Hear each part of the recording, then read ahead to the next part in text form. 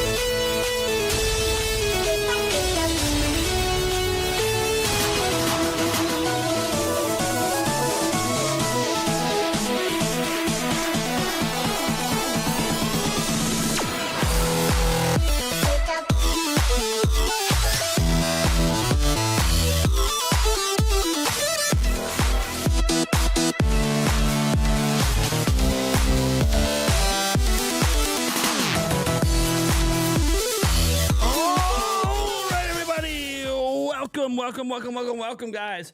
This is awesome. Had to go with our little old stream intro. We haven't done that in a long time because today is special, folks. Metroid Prime 4, big trailer this morning, bunch of previews, whole bunch of new gameplay, tons of new information. All of this is stuff Nintendo wants out there. So look, if you're someone that's like, I don't want to know anything about Metroid Prime 4, well, one, you probably shouldn't be at a video that's titled Metroid Prime 4 Beyond looks incredible! Huge blowout! Wow! Yeah, you probably shouldn't be on a video like that if you're worried about spoilers, because this is all official Nintendo information.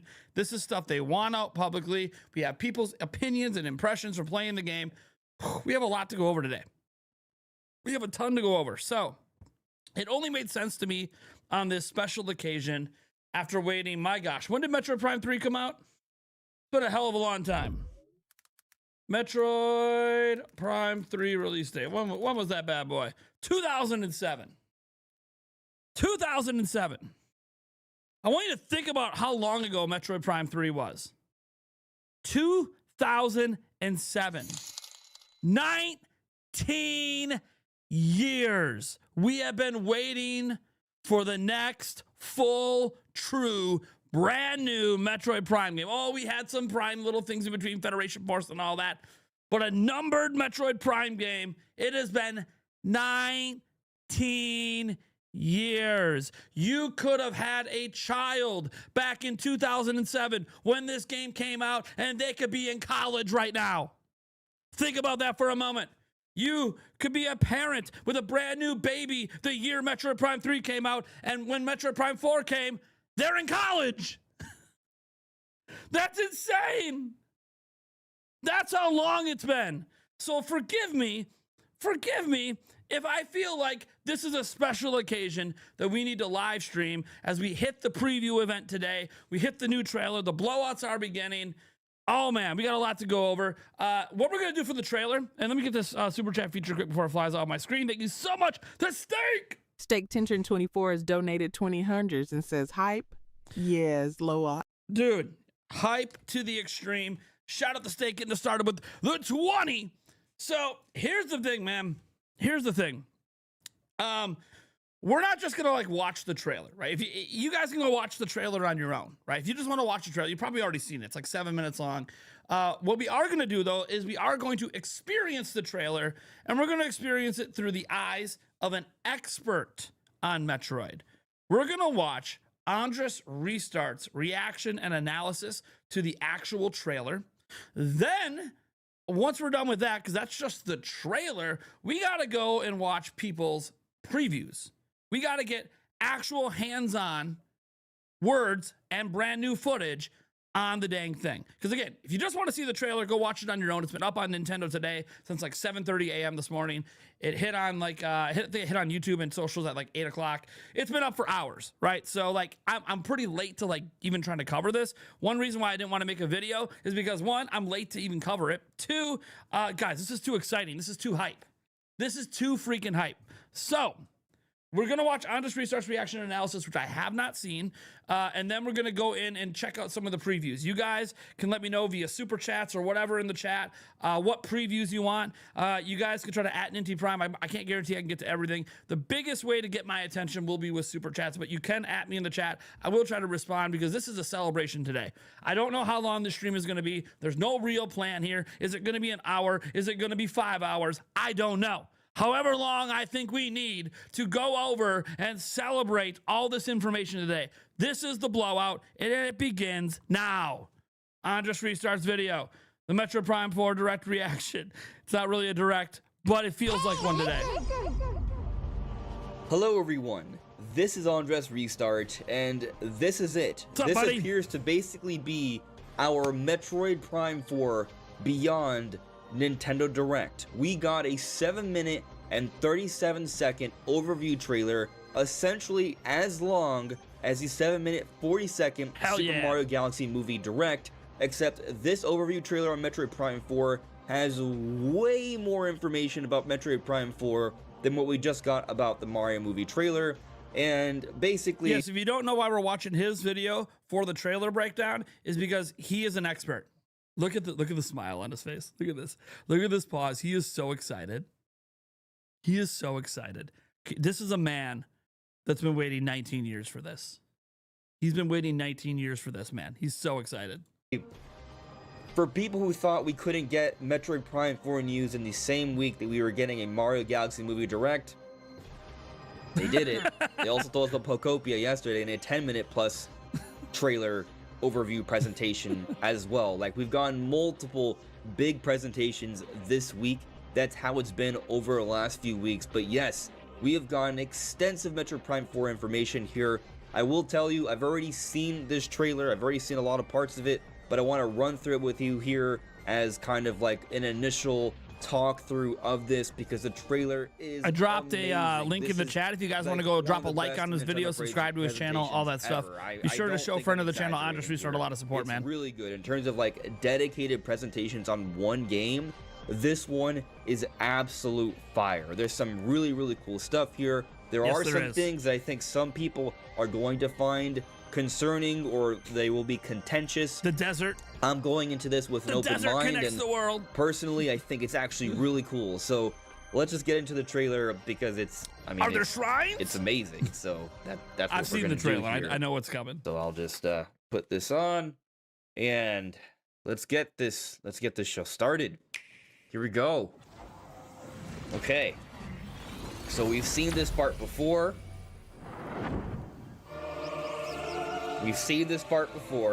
Yep.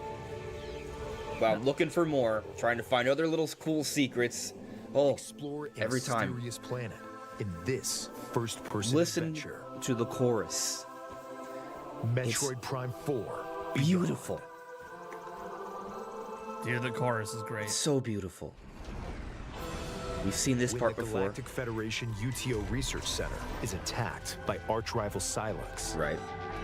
the lone hunter Samus Aran answers their distress call and becomes entangled in an unexpected disaster.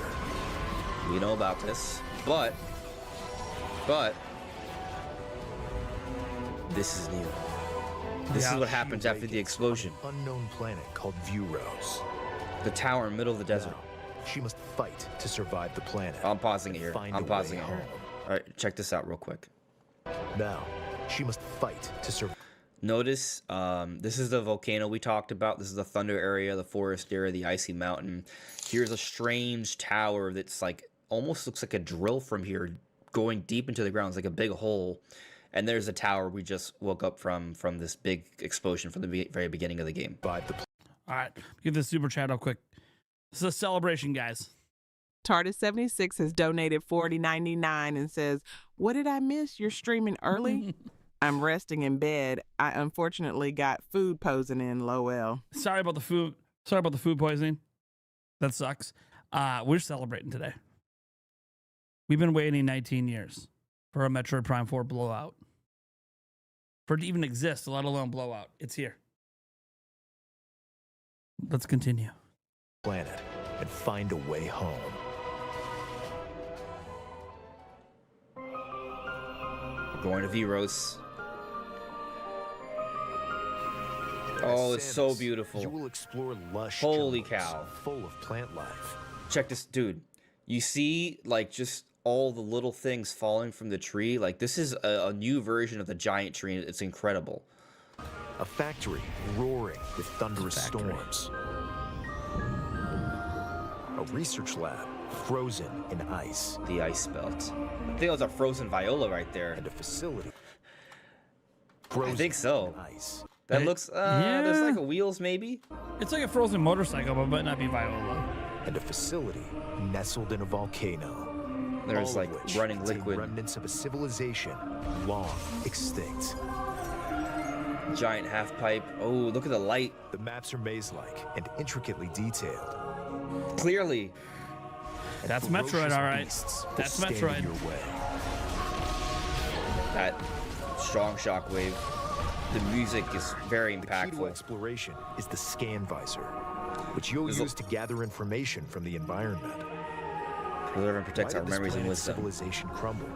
And what have they left behind? Nova DNA Could there be sequencer. a clue to your escape? Green energy is made of Scan tempered various glass. objects to collect and analyze information to find a way forward. Ghostly Lamorne. We see them, these guys in different areas, it looks like. Powers and abilities. Your core abilities include Samus's Power Beam, which can shoot rapid fire or charged. Highly accurate target tracking missiles. There's Violas The ability to off in the background. The form-altering Morph Ball, Ooh, Viola Morph Ball looks so good. and dashing while locked on a target. During your adventure, you will also receive Look at these her visor. mysterious powers passed down on Vuros. I just like the lighting on the Psychic visor. abilities. Direct the control beam's trajectory. This looks better than when they first showed it off. Hell yeah. You hit 3 enemies, And up to use 3 the enemies with that. psychic glove to manipulate energy and The activate Force! machinery. Use the Force! What is over Using there? these abilities, you can access new That areas, looks really good. greatly expanding the It's like a explorable claw shot or a hook shot. This for game's version of the grapple beam, I presume, but it looked like a hook shot from Zelda. And what, like, we're coming back there, but this is crazy. Like, you don't see what's here, but you boost. It's a boost ball right there. You're boosting in, and we're like blitzing through the air. There's like a psychic rail. Oh man. Oh, listen to this. The oh, music. it's so cool. The desert. It looks good to me. Yeah. Various zones are connected by a central desert called Soul Valley. That looks good. Rail. Hold on. Various zones are connected Right by here. a central desert. Hold on. Looks pretty good. I gotta say. Look at the desert. That's looking pretty good. Remember how people were like insulting the desert the first time we saw it? Remember how we were like so insulting? This opening shot coming out to the desert, it looks pretty good. Connected by a central desert called Soul Valley. That looks good, dude. Like I think By obtaining it's Viola, fine. a machine left behind by an ancient civilization, you can freely traverse the roadless desert as you head for We've each seen zone. some of these clips. Yep. It's a repeat from the last Certain trip. actions can be taken while riding Viola. These include countering attacks from approaching enemies The music. and smashing This is so crystals good. at high speed to convert them Okay, into finally see this energy close up. you'll need on your adventure. Plus, if Samus is in a location where she can ride Viola, it can be summoned instantly. Hold on, I saw something extremely interesting here. This is a bug. If Samus is in a right? location where she can It is something alive. Something, yeah, Okay. something alive. can Continuing. be summoned instantly. And by dismounting, you'll return to a first-person perspective. We haven't. This is new stuff right here. What is here? What is out in the middle of Yeah. the desert here? Is it What like a is that? shrine? We I don't don't know. even know.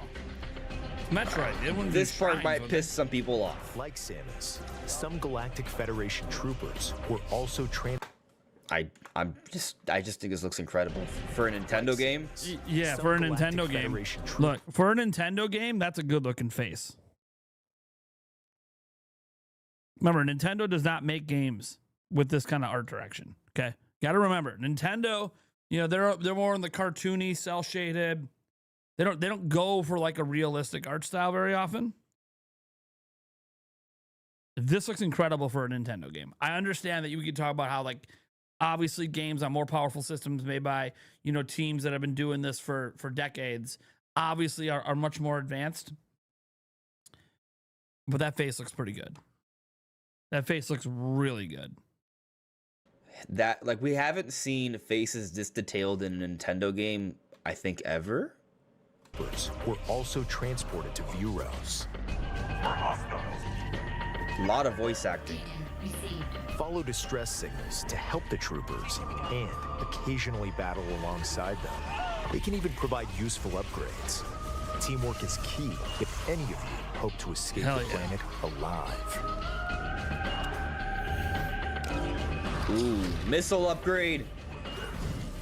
Bro, look. Ice, thunder, fire. These are different missile types, and I think this is still the control Hell yeah. beam. Hell yeah, different missile types, you know it.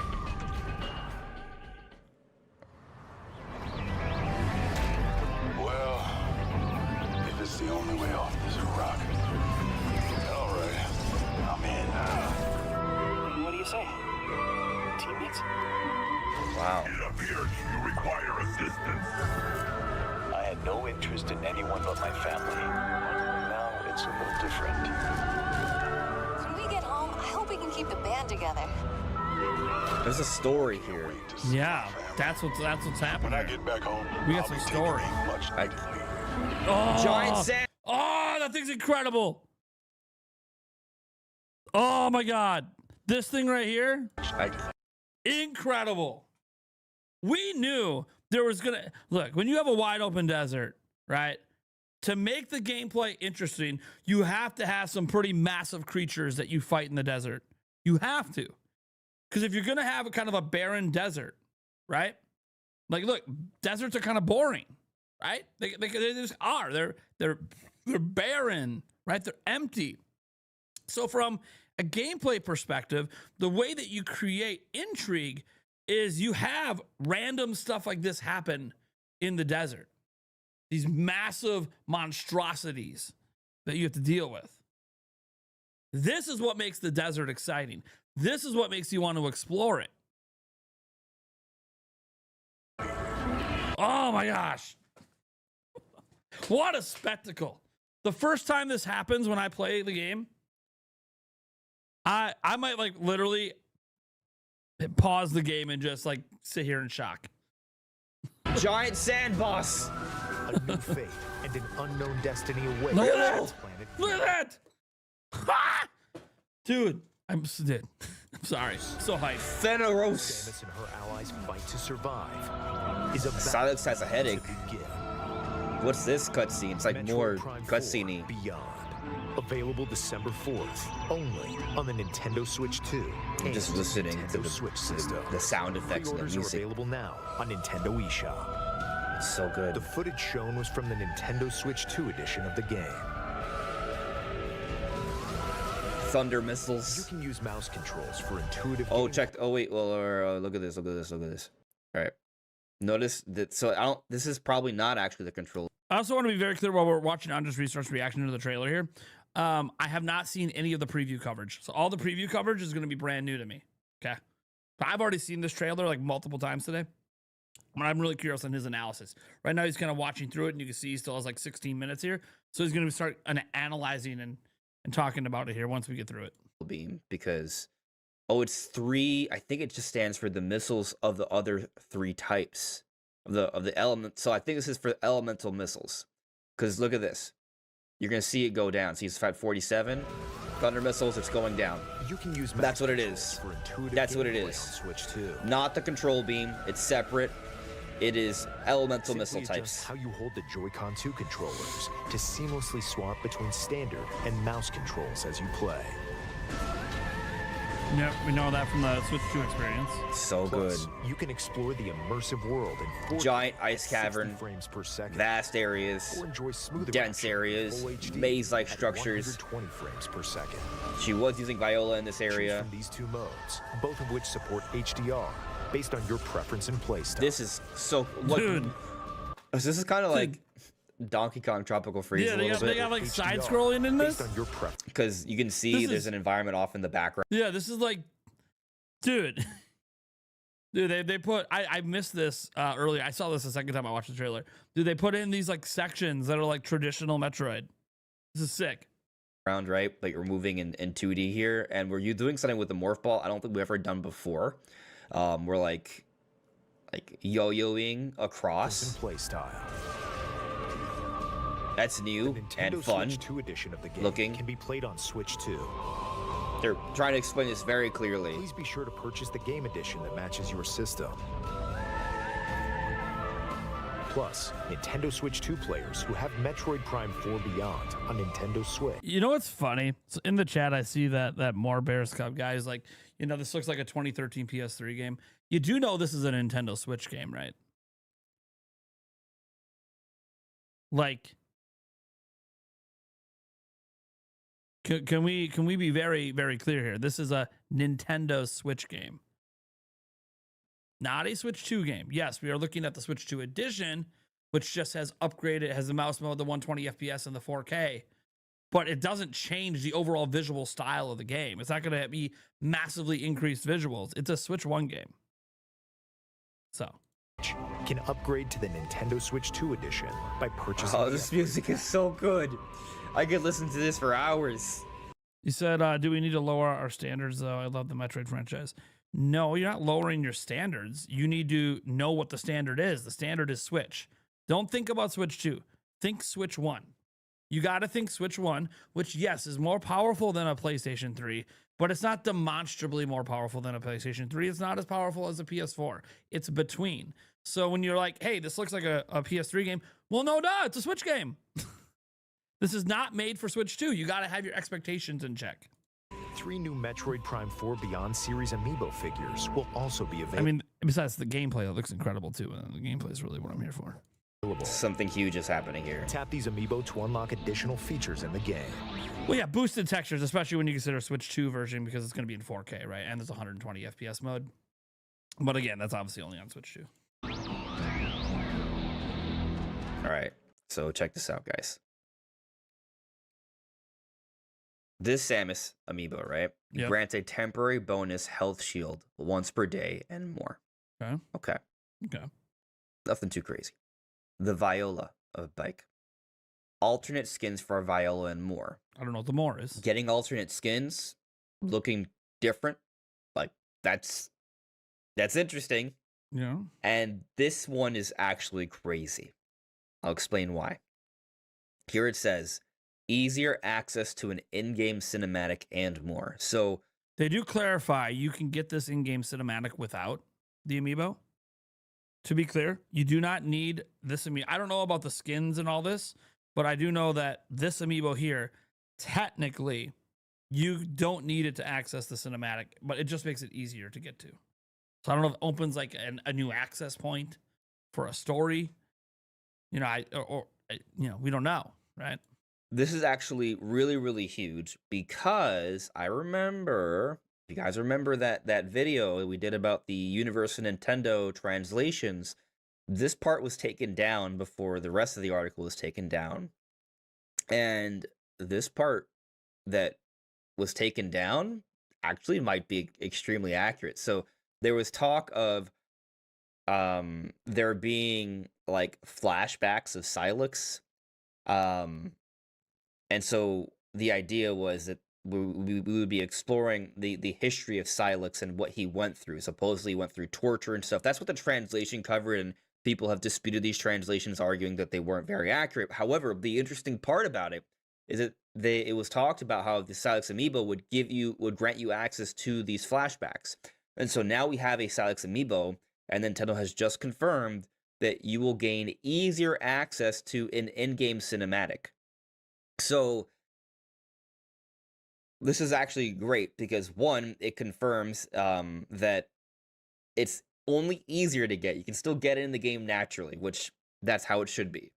But two, it seems to suggest that translation, even though it was taken down and a lot of people disputed it, there may have been some accuracy there. We may actually be exploring the past of Silex, which I don't think is too lofty of a prediction, but in flashback style, us seeing the memories of Silex, that's the part that's extremely I think a really big revelation here. And given the psychic powers that Samus has, and also we do see that one shot. I don't know if I can find it here. I mean, if this was a more detailed analysis, I would have it up for you. But there is like this one shot that shows Silex like shaking his head like he's in pain. I'm trying to figure out where it was. Maybe it was here. Maybe it was. I had no interest in anyone but my family. Now Maybe. It's a little different. When we get home, I hope we can keep the band together. Me too. I can't wait to see my family. When I get back home, I'll be taking these much needed units. We're gonna talk about this in a moment. Unknown destiny awaits on Planet View. That Samus boss. and her allies fight to survive. There it is. Okay. Yeah, so you see as he's getting out, right? He's holding his head like he's a headache or something. Concussion. Like he's holding his head in pain is what I'm trying to say, yeah, right? yeah, yeah. It seems like he's having a headache. And you could see there's like damage on his helmet. You can kind of see some like some breaking here, some cracks, and like a blast here. He's definitely in pain. Silex is in pain in this scene for sure. And we can see that Silex seems to be gaining powers as well. If he's meant to be Samus's rival, it's not too much of a leap to think that he's also obtained some kind of psychic powers. And so if we're talking about there being an in-game cutscene about Silex, the idea that maybe we can see his past through a flashback, through a psychic connection, really isn't that crazy. It kind of makes a lot of sense given all the conditions of this game we've seen so far. Yeah. So Agreed. It's actually a huge revelation what we've gone from the amiibo stuff. And it seems, and the kind of crazier part, and I don't, I listen, a lot of people did translations and they felt that what was translated was very inaccurate from the initial one that we saw from Universal Nintendo, right? But there's things there that were still true. And this part, which was taken down before the rest of the article was taken down, is true. And I also think about the map we saw early on. There's something there that I think is actually pretty crazy. I'm trying to get to it. That's the purple map. Yeah, it's Listen right, to the it's right music after again. this. On an unknown They're gonna planet show it here in a called moment. Yep, Vuros. it comes up here, I think. right Now, after this. She must And fight. the second right there. there. There's the map. So going back to this part again, like we've seen these 4 areas, right? These are the 4 areas they talked about. We saw Samus wake up here. This part's in the key art, the cover art, the box art of the game. This is the big mysterious area that we do not know about, that they're not telling us anything about. We're just seeing it here on the map. We've seen it at certain points from prior trailers, just off into the distance, but we're seeing it from a different vantage point now. And as I talked about earlier, it was like a giant hole here, and it's it almost looks like it can spin like a screw, right? So I am led to believe this is some sort of drill, perhaps. It's something that is suggestive of entering the depths of Vuros, is what I'm getting at here. And the translation that was taken down did talk about there being a depths. So there could be even more to explore here. I think the reason why Nintendo doesn't do a full-scale direct for Prime 4, assuming we don't get one after this, is because they are trying to be very cautious about spoilers here. Yet they've still... I'm going to say something about that. So obviously, we have a lot more to go over today besides this trailer. We have so many previews and stuff to get over and different opinions and new gameplay footage. I wonder if the previews are now, because we're not going to get a direct. And the reason that we're not going to get a direct is because this game is going to end up being extremely story heavy. My biggest takeaway, and I haven't seen the previews yet, but my biggest takeaway from the trailer, outside of like the gameplay, the bosses, the cool stuff, is there appears to be a lot of really, really heavy story elements. And when you have a game that's extremely heavy in story, it's very, very hard to show a lot of that game without just straight up spoiling the story. It's extremely hard to do that. Like, doing a full-on 20-minute, 30-minute direct doesn't make sense if the game is very, very story heavy. It just doesn't make sense to do that. And my bet, based on all the voice, I mean, you got voice acting in here, right? That Nintendo doesn't always do that for their games. You got full-on voice acting. Looks like there might be some motion capture for the way the lips were moving on some of the characters. You're seeing, obviously, a lot more NPC interactions. Like, we're used to Metroid and Samus kind of being by herself in pretty much every game you're in. You know, you're kind of a lone, you know, hunter out there doing your thing. Samus, while still doing things by herself, very much has a lot of NPC and character interactions in this game. And the reason you have that is because there's clearly, very clearly, a very heavy story emphasis in this game, which is not a bad thing as long as the story is good. It's one of those things where, like, you know, I've seen some people that, you know, oh, the desert looks barren. There could be a story reason that it is that way. This is a planet that experienced an extinction level event. Okay? We know this from the trailer. We are on a planet where the people who used to live here, the beings that created all this, went extinct. There was an extinction level event. That's probably why there's a giant desert, and it might not have always been a giant desert. The desert could be the result of the extinction event. Look at this area. You see how it's kind of all like, because this is like the desert area that connects all these things together. Notice how it's kind of like dipped in on the map. Looks like a meteor strike to me. Now, did this building survive? Sure. But it kind of looks like it could have been an extinction level event. And that's why it's a desert. But we don't know because we don't know the story. And we don't know what's going on. So I just think, based on this trailer, I get this feeling it's very heavy in story. And that's why we might not get a direct. And instead, we'll just get these hands-on previews. We'll probably get another trailer before launch. They haven't done a launch trailer yet. So we'll get a launch trailer. We have these previews. There'll be some commercials. And every single thing we get is going to show more and more of the game. But they just don't want to blow it out because it spoils it too much. Now, you might go, well, then what do they do to market the game? How do they get people excited? They're hoping this trailer and the previews today get people excited. Now, did the previews get people excited? I have no idea.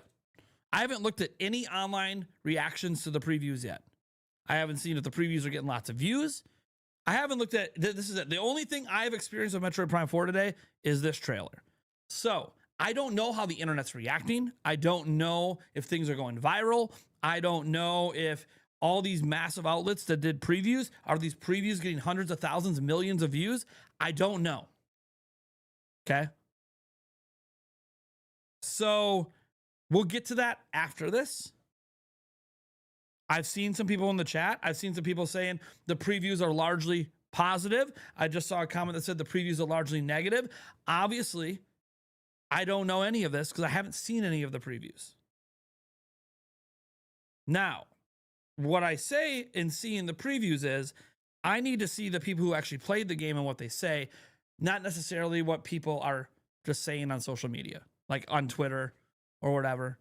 On Blue Sky, on Facebook, on TikTok, or whatever. Like, I need to see what the people who actually played it say. Because when you focus in just on what people who are just glancing from afar, who never touched the thing, say, they're just making generalizations. Like, if you hate the look of the desert, you hated it the first time, you're not gonna like it the second, third, or fourth time you see it either. If you only wanted Metroid to be this game where Samus is all by herself and doesn't interact with NPCs, you're not going to like that you saw NPC interactions. But what are those interactions actually like when you play the game? What's the story like when you play the game? None of this I know. So we'll get to that, but let's finish watching Andres Restarts thing here.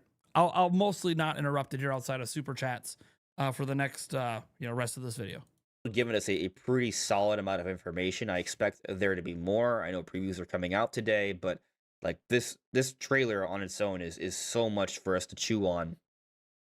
It's crazy. But yeah, obviously there's more to this. I did see some of the leaked preview footage yesterday, and I saw a quick clip of the map, and it was just huge. It was hard to kind of get the scale, but it looked huge, which is crazy. Now, I mean, we look at this, right? Here, The factory. like they talk about the environments being intricate, and this is like It's very this Metroid. is a Metroid Prime map right here. Yeah, that's very much. Sorry, I don't know. I want to interrupt. That's very much Metroid Prime. Like if you're worried that there's not traditional Metroid Prime stuff here, this is very, very traditional Metroid Prime.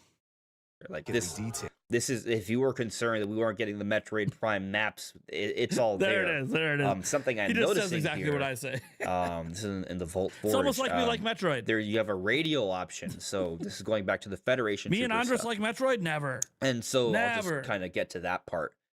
A lot of people, I think, are going to be mad about this because NPCs. they're going to feel this is going to take away from the sense of isolation we could have from this game, because prior Metroid games would give you that sense of isolation. So I think, Yeah, I do think the NPC interactions is the way they're telling the story and having a more intricate story, it feels like, which to have a more intricate story, you need more interactions with actual characters. I think what they're trying to do, this is their real attempt to try to make this game appeal beyond the Metroid fan base. The Metroid fan base is very niche, very small. We love isolation. We love just, we're all by ourselves, figure shit out. No one tell us what to do. Hardly any story. And I'm not saying there's not story in the Prime games in the past. It's just, let's just be honest. The story elements, they feel very Zelda-like. Maybe even not. Maybe more like Mario-like. Like they're light. Like there's like an overarching story, and you learn it through your scanning and some interact. But it's not very enticing for a lot of people. That doesn't mean the gameplay's not incredible, and all that. And that's mostly why people, like when you hear people talk about Metroid Prime, you hear them talk about Prime Remaster or Prime 1, 2, or 3. What you hear about is them talking about how incredible the puzzle solving is, how incredible the isolation feels, how incredible the combat is, the boss fights. You rarely hear them talk about the story. And it's not because the story is forgettable. It's because the way the games are made, despite being super kind of linear, because there's not a lot of like actual interactions with characters, the way the story is told is just like kind of pieced together. It's actually kind of interesting because the way Breath of the Wild does story, if you eliminate the memories and just talk about like finding things in the land and reading diaries, and like that's very Metroid-like. But the problem with that is it doesn't create a very appealing story. It's why the story isn't really talked about that much, even by Metroid fans. It's always about the gameplay, the experience, the world building, the bosses. Never really talked that much about the story. So they're obviously trying to do a more intricate story, and this is probably going to upset some Metroid fans, especially Metroid Prime fans. I think are probably going to look at all these NPC interactions and be like, man, that doesn't feel very Metroid-like. But this is what they're trying to do. They're trying to find a way to get this, a 3D Metroid game, to actually appeal to a wider audience. Because the bottom line is, guys, this is $100 million+ budget game for Nintendo. One of the highest budget games they've ever made. If you're going to put that kind of money into 3D Metroid, you have to find a way to make more people play it than the people who played Metroid Prime. You can't just have 2-3 million in sales. You will have lost money. And you will never see a 3D Metroid again. They'll stick with the Metroid Dread style games, which, by the way, nothing wrong with side-scrolling Metroid. It's incredible. It's just a lot cheaper to make. So for 3D Metroid games to keep existing in the modern era, where they're using these more realistic graphics, and everyone's like, hey man, yeah, this looks really good for a Switch 1 game. I'd love to see what they do with a dedicated Metroid Prime on Switch 2. Well, then you need this game to do well. And for it to do well, they have to find a way to make it appeal to more people. So that's what I think they're trying to do here. Does it work? We don't know. The game's not out yet. Am I gonna like it? I don't know. I like a wide variety of games. I can like story and NPC interactions. I'm not bothered by it. It's more Halo-like, I suppose, if you want to talk about like the genre. There's a lot more interactions in the Halo campaign. But anyways, let's continue. Some people are going to be very concerned about this because it goes. What's up, Andres? So yeah, I chose to watch yours in particular because one, you're a mega fan of Metroid. You're a friend, obviously. I've already linked your video in the chat, and yeah, I just really wanted to get your perspective here. I haven't watched any of the previews yet. We're doing the preview stuff after this, but had to get your reaction to this, man. Like, this is what this game coming now is why I missed that you're not on the podcast anymore, man. Like, you left the Nintendo by podcast when we knew Metroid Prime 4 was coming, and I'm like, we're not gonna have Andres around for the Prime 4 hype cycle. That's all right. I'm still making you part of it over here. It kind of goes against what we've come to expect for a Metroid game. But, you know, I'm going to stay open-minded about this. I give Retro Studios and Nintendo the benefit of the doubt. Everything I'm seeing here is of high quality. And I want to paint this picture for you. Imagine this wasn't a Metroid game. Imagine this was just a new game Nintendo showed off. And we see these characters interacting with the main character that we are guiding and protecting, and there's this evolving story with them. They have all this extensive voice acting. Yeah. Like look at this from the perspective of someone who's never played Metroid. I think that's what they're trying to do is appeal to people who've never played. So it's very hard if you're like a big Metroid fan to look at this from the eyes of somebody who's literally never played and ask, does this actually look good to someone who's never played? It's so hard to do that when you're like, if you love Metroid Prime 1 through 3, it's very hard to like forget that you've ever played Metroid and try to look at this objectively from the perspective of someone who's never played. Does this look hype and exciting for them? I don't know, because that's not me. And we are seeing these stories evolve, right? And they're talking about wanting to get back to their families, right? Like, there's a depth there. There's an emotional attachment there. So I think that's actually really cool, right? So if we look at it as an isolated thing, pun not intended there, like, that's way to go on that one, Andres. I think it's actually very curious. What do you say? Teammates. It appears you require assistance. I had no interest in anyone but my family. See, It's a little different. there's a lot of them. When we get home, I hope we can keep the band together. I can't wait to see my family. I bet that girl looks up to Samus, right? Like, as a role model. And then we hear this other guy in the background saying, I can't wait to get back to my family. Like, there's some interesting emotional depth there. There are these characters there. And they may have put in these characters to help tell a story. Because I think what happened is when that object fell, the object that's in the logo, when it fell and transported everyone, I think it transported everyone. Literally everyone. Because you were there to help, right? You were there to help them out with Silux, who was on a mission, an attack mission to probably get that object. And when it fell and I think it literally transported everyone. So everyone that was fighting is stuck here. And they don't know what to do. And Samus is trying to figure this shit out. And just try to get everyone back to their own planet, their own reality. You know what? We don't really know. It's actually an interesting concept. Samus herself doesn't talk, right? Well, she can, but she doesn't really. And so on one hand, you might look at this as a potential issue for how we feel isolated in this game. But on the other, it's a lot of depth we're seeing with characters that we're going to interact with throughout the story that are going to make the story more captivating. So it seems like they put these characters in for story, but then also they kind of function a little bit like Ashley from Resident Evil 4, where you do kind of guide and protect them. They're your ally. You work with them for certain portions of the game.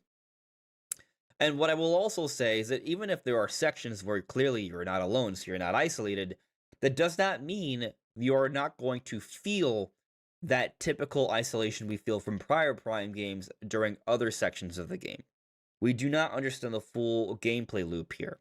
So I would say that we should, you know, if you're unexcited by these Federation troopers, just go in with an open mind and see how it go, you know, how everything kind of pans out, maybe wait on reviews. But I'm not that worried about it. Like I'm just excited about all this stuff. When I get back home, I'll be taking a much needed. Oh, okay, now we gotta talk about this. This is the desert, by the way. Okay.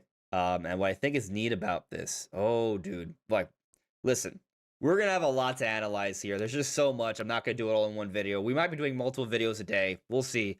But this is clearly in Soul Valley. This is in the desert. But it looks like for this boss fight, what they do, they create some sort of storm, maybe to obscure the background so they can focus more resources on an epic boss like this. And yeah, it's a giant, like, sandworm creature. Like, this is what we predicted, right? It just kind of makes sense. You're in the desert, so what do you fight? Giant sandworms. It's a dune ref. That's a morph ball option. What do you do there? I don't know. But that might be like a launch pad, perhaps. A new fate. That's a cutscene in the desert, though. Dude. It has a light inside of it, which is interesting. Yeah. So it's got its own energy. And its tail is like... It has a tail, it's ball-like, almost. Yeah, I wonder if you want to hit that, like, as a weak spot. I also wonder if you can, like, latch onto its mouth, you know, with a grapple beam. So there's some interesting looking weak points there, but that is an interesting sand boss. And I wouldn't be surprised if this is just kind of like a recurring enemy, like a field boss, almost kind of like from Breath of the Wild, because it doesn't have a life bar. So it's not like it's not like, you know, a special boss, but it could be like a field boss that's recurring to make the desert more interesting. This desert cutscene. And an unknown destiny. Whoa, that's also cool.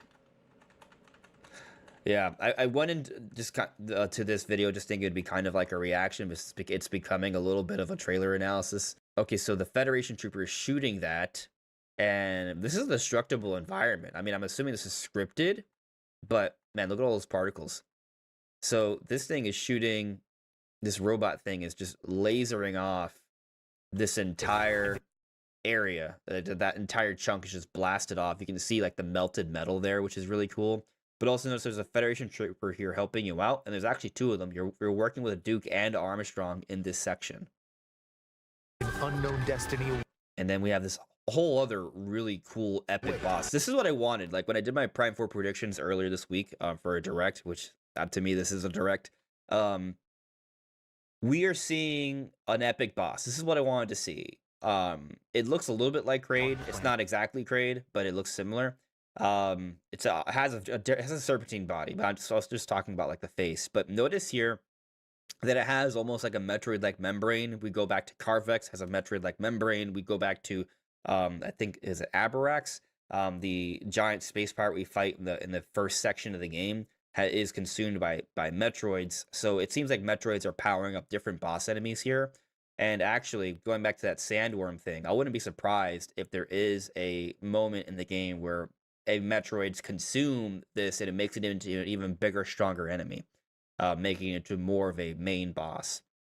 But I am looking at this mini map here, and there's a lot going on there. A new fate and an unknown destiny await on planet Vuros. Oh, it's so cool. Samus and her We've seen that already. fight to survive. But yeah, that is, I guess, my initial kind of like thoughts, reaction, analysis from the trailer, from the direct, effectively. Game has amazing music. Visuals are incredible. Looks extremely polished. There's a lot of depth. There's maze-like structures. There's a lot of epic boss fights. I think there's going to be a really captivating story here. Some people may be concerned about the isolation, but I don't know. I think they're making a lot of good decisions. So I'm giving them the benefit of the doubt because they deserve it. They're doing such a fantastic job, clearly. But what do you all think? Let me know in the comments below. This is Andres Restart. Thank you so much for listening and watching, and I will see you all really soon. Take care. Bye.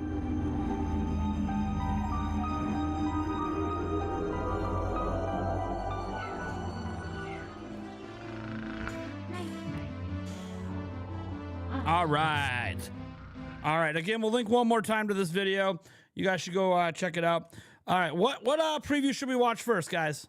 All right. I know some of you guys have already seen some of the preview coverage. What preview do you think we should dive into first? Obviously, there's a lot of them out there. I see IGN first. IGN said a couple times. Okay. All right. We'll do IGN. They are the biggest, obviously, video game outlet in the world. They probably have direct capture footage, I assume, as well. Maybe they don't. I don't know. Not everyone who did the preview I know has direct capture footage. So, I'm actually curious. Do they? It looks they have direct capture. So that's one thing that's nice, is they have direct capture. All right. So let's watch the IGN one, and then what one do we want to watch after, or should we wait? Should we watch it? Because I feel like we got to watch a swath of it. We got to get a nice grouping of opinions. Like, let's say there's a bunch of them that are all negative. Well, we don't want to just watch all the negative ones, right? We want to watch some positive. And if a bunch of them are all positive, we don't want to just watch all positive. We want to see some of the negative. We want to get a good gist of opinions on this stuff. So we'll start with IGN, and plus they have direct capture. Again, I know not everyone has direct capture. So we'll start with theirs. This is IGN's, at least the one they have on YouTube. Is this their preview? Or is this just a separate video? Let me see here. Which one's like their actual preview? Final preview. Okay, that was their preview. Okay. After 8 All right. Let's get it played. Who's the? Well, they'll tell me. They'll tell me who the person who played is. They'll have a thing on screen for it. years of waiting, Metroid Prime 4 Beyond is just Logan. 3 weeks Okay. away, and honestly, saying Plant. that still doesn't feel real. Maybe that's partly because Nintendo has kept a pretty tight lid on specifics surrounding Samus Aran's next adventure. We've only seen a small handful of trailers, and much of Prime 4 has remained a total mystery. That's caused a lot of fans to think that they must be preserving some special surprise, right? What is this scene? What is this scene? Dude, this looks sick. While playing over an hour Guys, I don't want to hear any complaints about spoilers. This is stuff Nintendo's allowing everyone to show. They intend for this stuff to be out before launch. of Metroid Prime 4 Beyond on Nintendo Switch 2, I discovered a seemingly major component that's been completely absent from any footage we've seen so far. This guy. Hey! Hey, Samus Aran! Oh, stop! Help me out! Oh. Please get me down. That's Specialist Miles McKenzie, a member Nice. of the Galactic Federation stranded with Samus on the planet Vuros. Okay. Miles tagged along for a significant chunk of my play session, and the way Retro Studios has implemented this NPC companion is Well, we know we don't start here based on what happens after the opening area. So this is like a section of the game, the forest area they wanted them to play. So this is like probably one of the characters you have to save or something like that. And there's probably several of these characters throughout the game, just based on what we saw in the trailer. far and away my biggest concern about Prime 4 after my time with it. I got him! I got him! Oh! No, no, no, no, no, no, no! But we'll get to him a bit later. Because everything else was pretty encouraging. Classic Metroid Prime exploration and combat, an intriguing setup, gorgeous art direction, and great technical performance on Switch 2 are coming together to create an adventure that likely won't redefine Metroid in any meaningful way, or live up to the unrealistic hype built by nearly a decade of waiting, but one that could serve as a great return for a sub-series that hasn't seen a new mainline entry in 18 years. As long as annoying side Dude, I hate when people call Prime a sub-series. They're trying to say like it's less than a mainline. Anyways. kicks don't keep getting in Samus's way. Thank you, Samus. I'm a Specialist Miles McKenzie, Engineer Level 4. Before we get too far, a word about spoilers. Everything I played takes place during the first 90 minutes or so of the Yeah, the sub-series thing makes no sense to me. Like, yes, you have the Metroid Prime 1 through 5 through Dread, right? That's, you know, that's one line, but Metroid Prime is still mainline. It's their 3D first-person mainline. It's not a sub series to me would be like Federation Force, you know, Prime Hunters, stuff like that. Those are kind of like they're part of the franchise, but they're kind of on the side. That this to me is mainline. It's just it'd be like it's like having the 3D Zelda games and the top-down Zelda games. They're all mainline Zelda games. Nobody calls, you know, Breath of the Wild a sub-series of The Legend of Zelda. It's weird. It's weird. Anyways. Adventure, so you really don't have to worry that you're going to see too much. It's also worth pointing out that this was all on Switch 2. No one outside of I gotta stop nitpicking on specific languages. It's a problem I have. Nintendo knows how Prime 4 will perform on Switch 1 just yet. But on Switch 2, it's looking fantastic so far. I started my preview in handheld mode, where I replayed the same introduction sequence we got to play at the Nintendo Switch 2 premiere event back in April. This was the final build of Prime 4's opening, and it's still an explosive introduction that sets the stage for the conflict between Samus and the Metroid-breeding bounty hunter Sylux, as our hero is warped away to the mysterious planet Buros.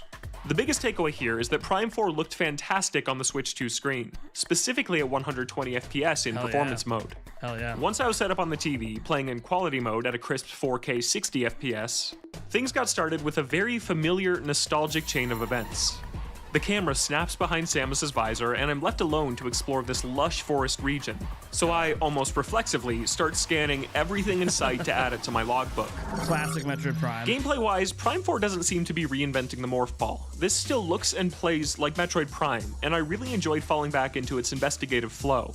Examining the local flora and fauna, locking onto floating gaseous spores or roots that leap out of the water and blasting them away with my arm cannon. Scanning lore tablets to learn about the ancient race called the Lemorn. Seeing Samus's reflection in the visor as I open the blue and orange wireframe map all Prime fans will recognize. I felt like Retro Studios was picking up right where it left off, retaining the core DNA of the series in this first major area. The forest is called Fury Green, and after making my way through several linear hallways, I was formally introduced to it with this sweeping wide shot that sells how great Retro's art direction is. What's good?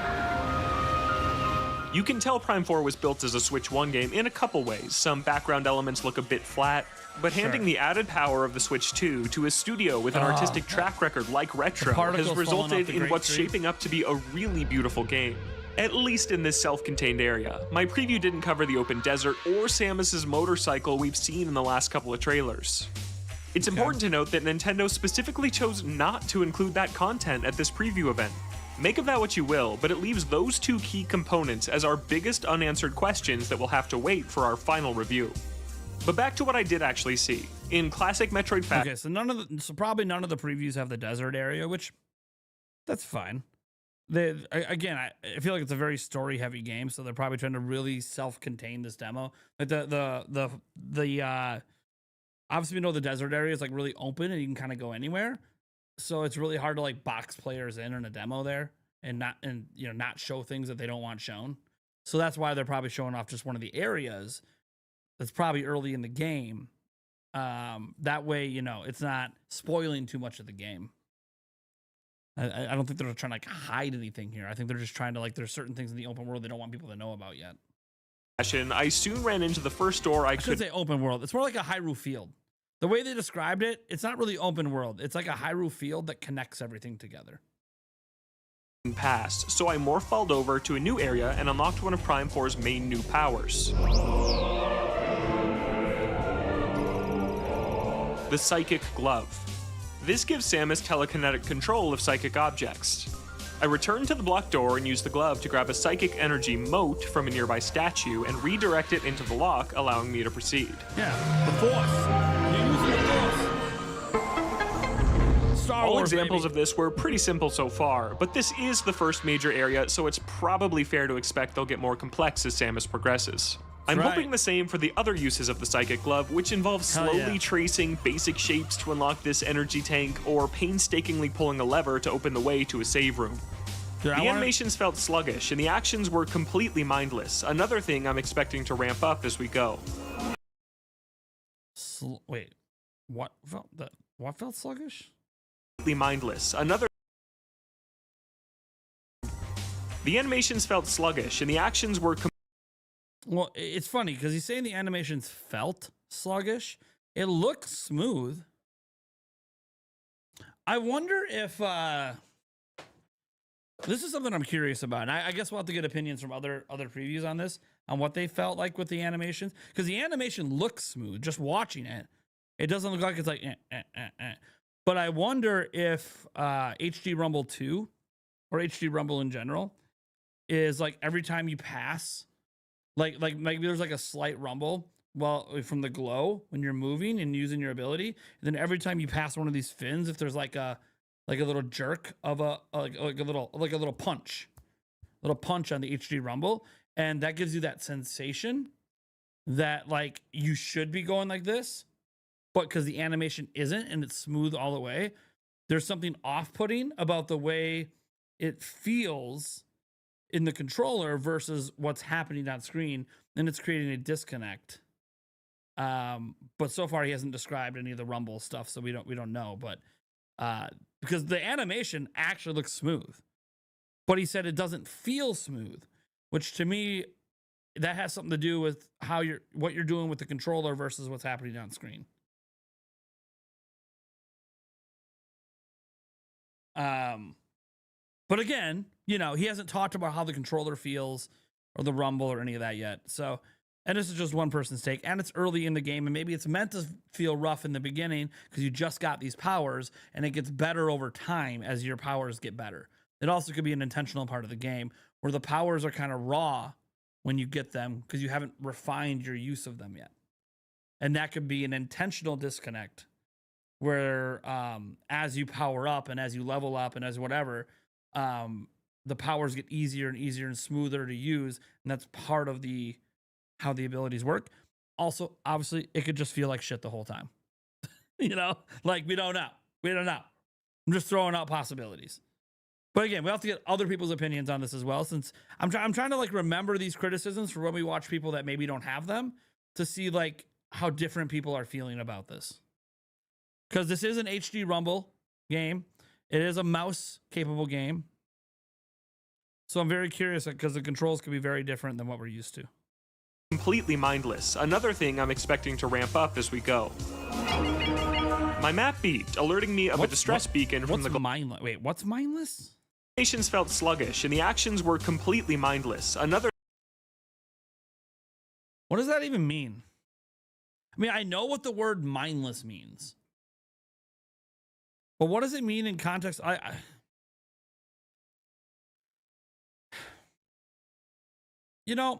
Maybe this is just me and how I approach, like, because we have a podcast, right? What's up, Gamer? Speaking of the podcast, we had Gamer Classic in the chat. Maybe this is just me because we do more in-depth conversations on games on our podcast that go beyond like a 10-minute, 13-minute review. When you're going to use a word like mindless, I would kind of like better explanation of what you mean. You're just saying the animations don't look smooth and the actions are completely mindless. What actions? Is this the action that looks mindless? This just looks like a basic puzzle. This looks like a literally gaming 101 basic puzzle teaching you how to use your ability. This doesn't look mindless. It looks like it's introductory. So if I'm watching this and this looks more introductory and not mindless, it looks like we're teaching the player how to play, then that's not mindless. It's tutorial-like. So are you talking about this specific scene? Or does the footage not match up with what you're talking about? And whoever edited the footage together with this didn't realize what you were trying to say. You know what I mean? Like, I feel like there's some depth missing here with what he's saying that I just don't understand. Another thing I'm expecting to ramp up as we go. My map beeped, alerting me of a distress beacon from the Galactic Federation a few rooms away. On the way there, I passed some hardened tree resin I couldn't yet destroy, and scanning it indicated that a missile would take the wall down. I appreciate that Prime 4's blockades aren't all the same familiar doors, and that in this case, it was naturally woven into the environment.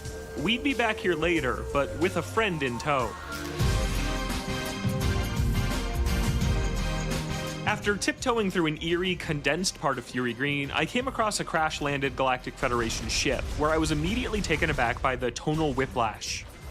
My way here was filled with hauntingly beautiful choral melodies and isolated exploration. It was vintage Metroid Prime. But now it's finally time to get to know Specialist Miles McKenzie. Oh, wow.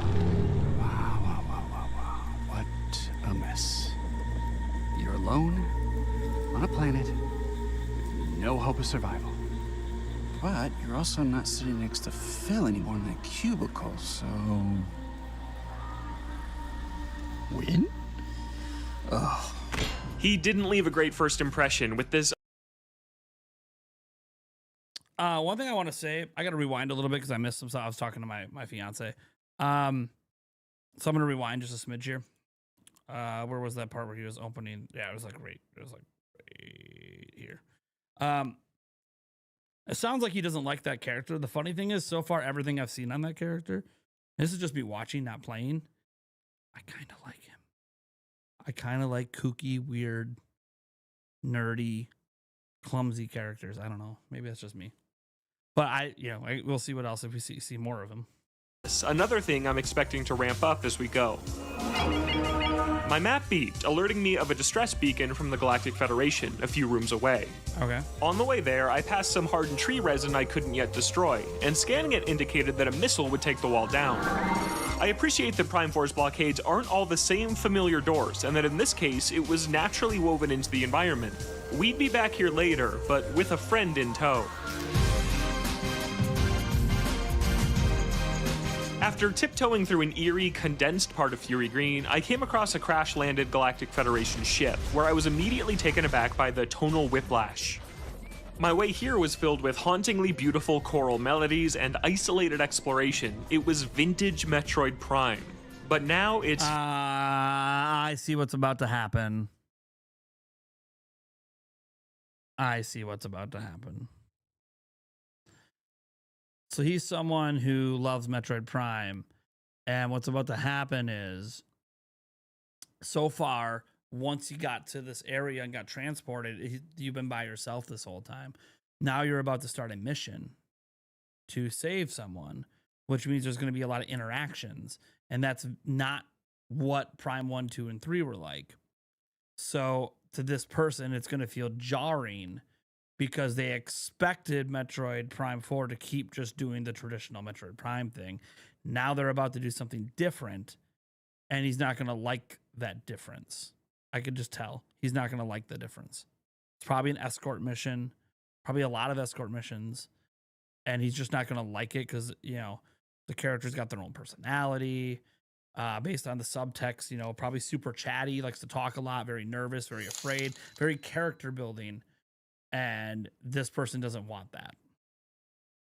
That's what I'm just guessing based on what I've seen that that's what's about to happen here. But we'll see what they say. Free Metroid Hat 2201 has donated $5 and says, "Do we think we will get more scan logs about more unknown, highly intelligent species like the Choso, Yilla, or others like in Prime 1-3? I think so." Well, we know that there's logs for the I forgot what they're called, but there was a species here that is now extinct that built everything. And I think we're gonna get a ton of logs for them. I don't know if there's gonna be a ton of logs for other things. We'll have to wait and see. Andres Restart has a theory that we actually got transported to Silux's past. That's one of his theories. So I don't know. We'll have to wait and see here. I mean, they only show basically what's the intro to the game, right? You have that first area that introduces you to the Galactic Federation force, and then you have the first initial meeting with Silex, which sets up the story, and then boom, you're immediately transported, and here you get the psychic ability, which is, as we know, a very key part to the gameplay. So when you get the psychic ability, obviously this first little mission and all this is going to be very introductory. They're introducing you to, how to play the game. And that's what it looks like previewers got to play. And in this introduction, they wanted to introduce a character mission because there's going to be a lot of these character missions throughout the game. And I guess this guy, based on his tone, doesn't like the character mission. Finally, time to get to know specialist Miles McKenzie. Oh, wow. Wow. What a mess. You're alone on a planet with no hope of survival. Dude, I'm just gonna say, I'm liking this. Maybe I don't know. Maybe I just listen to him, man. I like this. I don't know about the rest of the mission, but I like this, dude. This voice acting sounds good. This sounds like what I would be saying to myself. If I got transported to this strange place, this is me. This is literally what I would be saying. Maybe that's why I like this right now, because this is totally me. Wow. What a mess. What a mess. You're alone on a planet.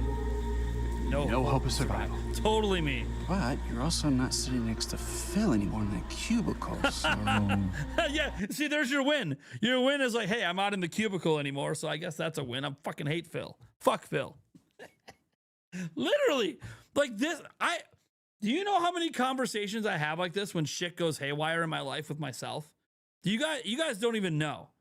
Like when things go haywire and wild in my life, I have these exact type of conversations with myself all the time. This literally feels like I'm watching myself. I even have glasses. I'm wearing contacts right now, but this literally sounds like that.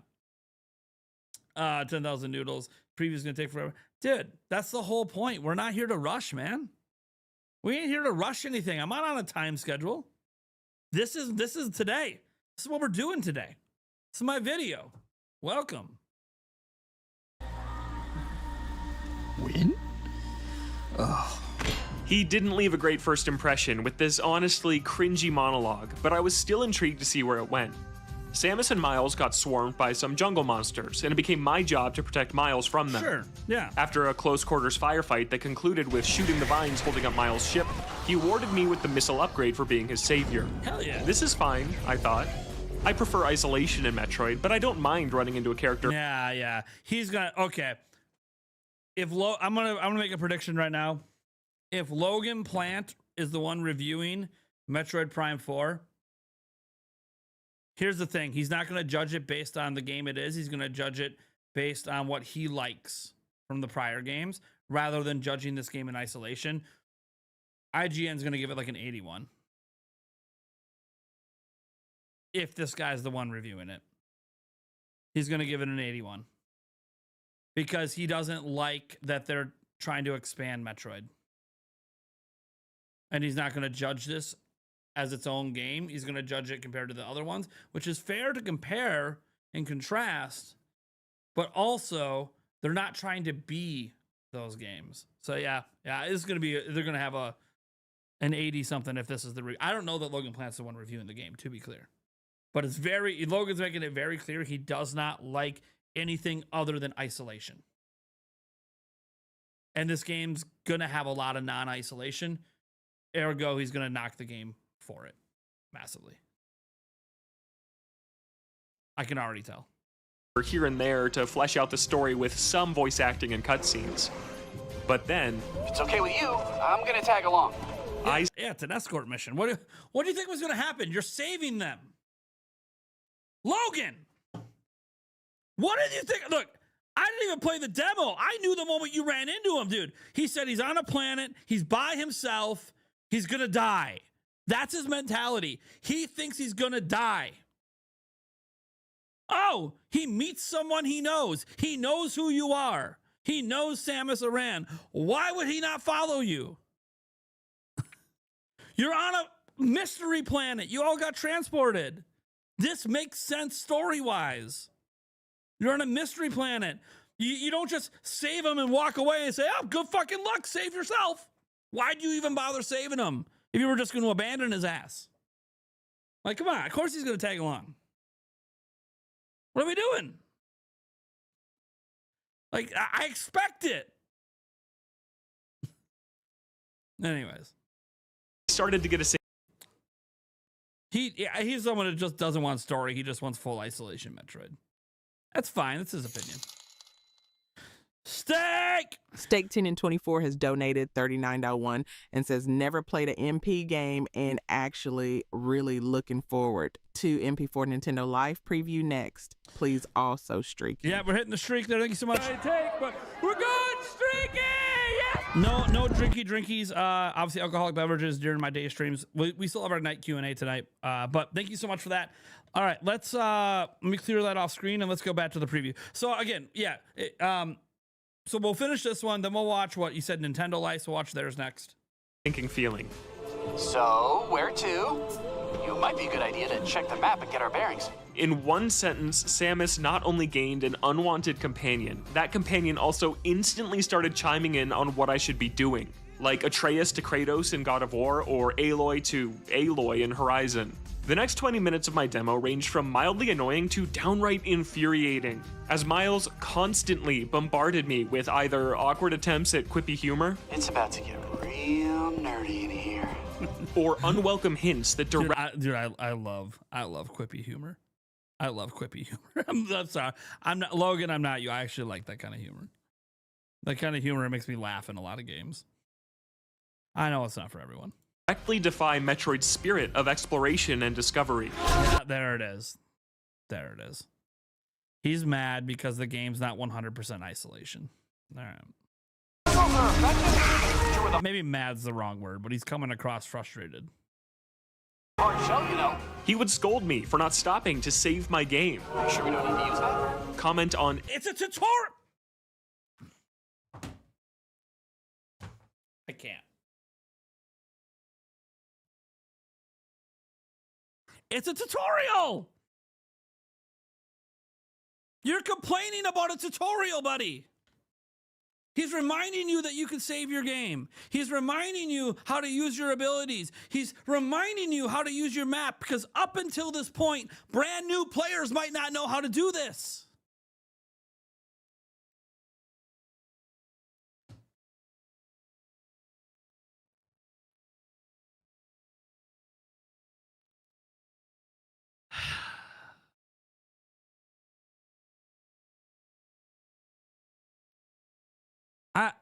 It's a tutorial. This sounds very tutorial-like. I'm watching, and to be fair, I don't know if I'm going to like it either.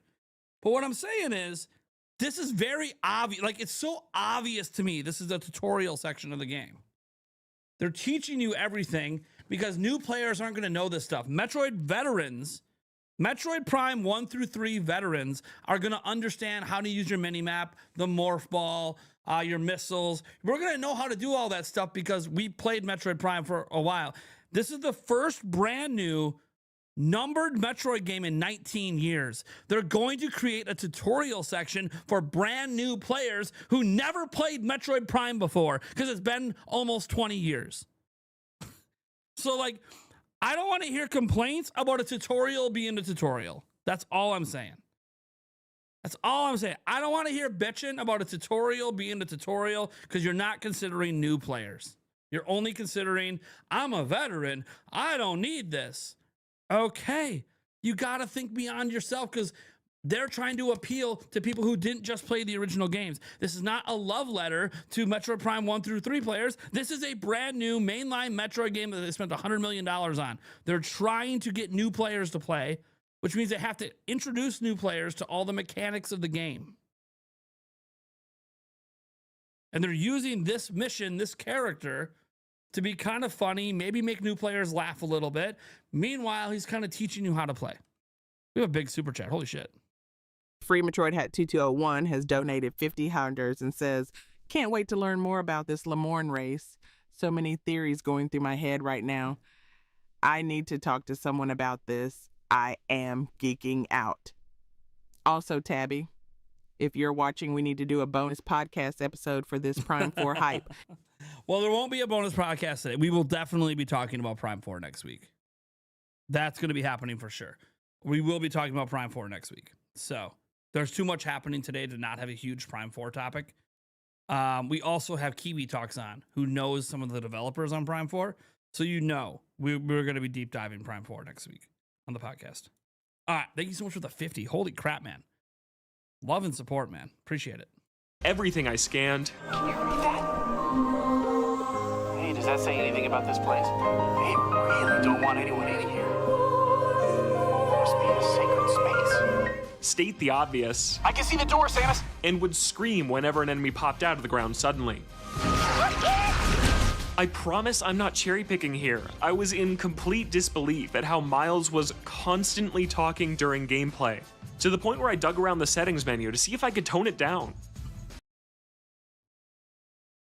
I get it, man. You don't like the guy's personality. I get it. I get it. You don't like it.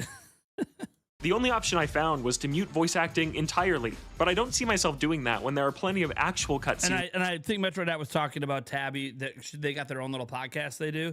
Yeah, absolutely. If you guys are still if you end up doing that podcast tonight and you're still doing it after my live show ends, I'll redirect to you guys if you guys have it enabled. You know, we can raid your guys' podcast if you're still. Granted, you know I stream pretty late, so I don't expect you guys to be podcasting that late. But if you are, I'm willing to redirect to you guys. I'd still like to see play out normally. I don't have a problem with Metroid focusing more on story or introducing important new characters. But that story and those characters need to be good. And Miles was so annoying and overbearing that I honestly found it hard to focus on what I was doing. Well, I'll be. It did work. Metroid Prime 3 Corruption features other bounty hunters that Samus occasionally. I hear his complaints, but everything he's showing so far, I kind of like it. That's my opinion, though. I didn't actually play it, so. Crosses paths with, but it's never been this much of a focus.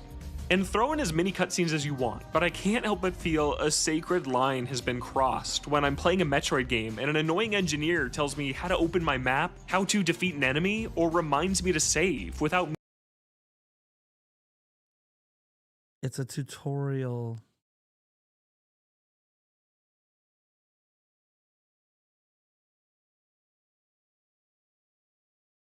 Please don't be the one reviewing this game, because you are not considering this opening area as meant to be a tutorial. Like, it's not even crossing his mind that this preview event was just you playing the tutorial of the game, at least so far. Like, has this even crossed his mind? Like, the kind of things you're talking about this character telling you to do is the kind of things that brand new players might need to have instructed to them so they can learn the basics on how to play Metroid Prime. Me asking for any of it.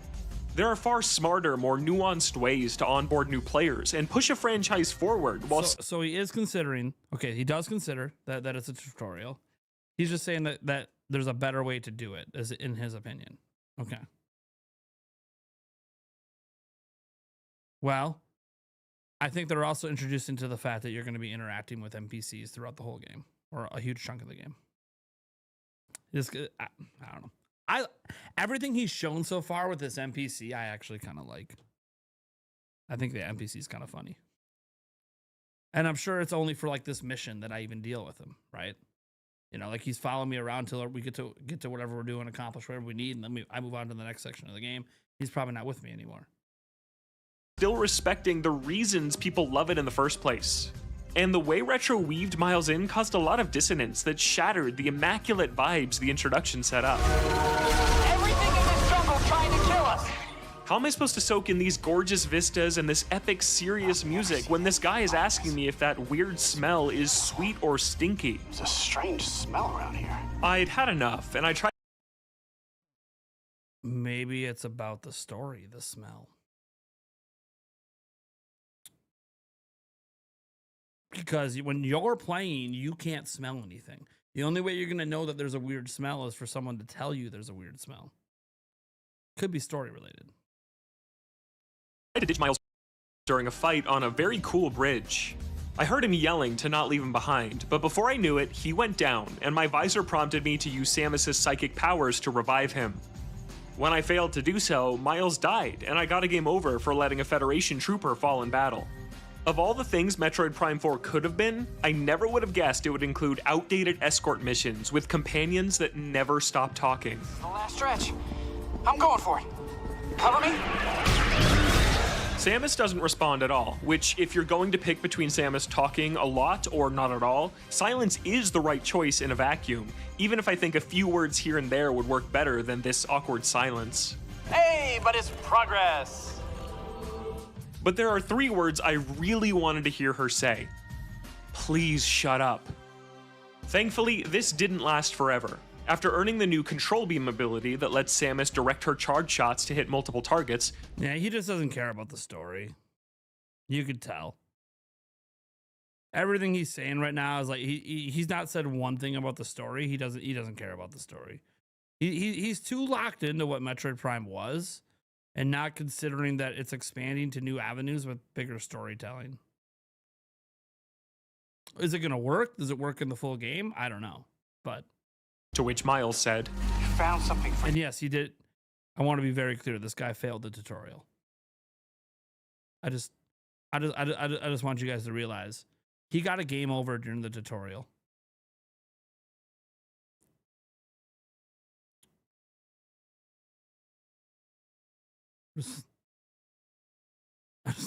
Just want to throw that out there. This is the guy doing your preview. He got a game over during a basic ass tutorial because he couldn't get over himself. He couldn't get over that this is not Metroid Prime 1, 2, or 3. He could not get over that it's been 20 years and this is not Metroid Prime 1, 2, or 3. He was so in his head about this not being what he wanted it to be, he failed the tutorial. Look, you could think the tutorial sucked. Don't fail it because you're just in denial that this isn't what you want. Complete the tutorial the way it wants you to. Then get your critiques in.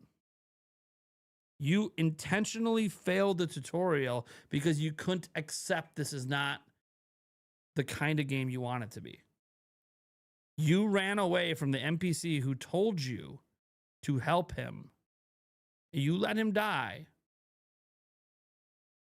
just because you don't like that this game's doing new things. It's crazy, man. It's crazy. As for Harley Sonder in the chat saying he's testing the limits to see what happens. No, he wasn't. He said it himself. He was so annoyed with him, he tried to abandon him. He wasn't testing anything. He was fucking done. Read or listen to what he actually said. He didn't do this as an experiment. He was so pissed off, he tried to abandon the character on purpose because he didn't want to deal with him anymore.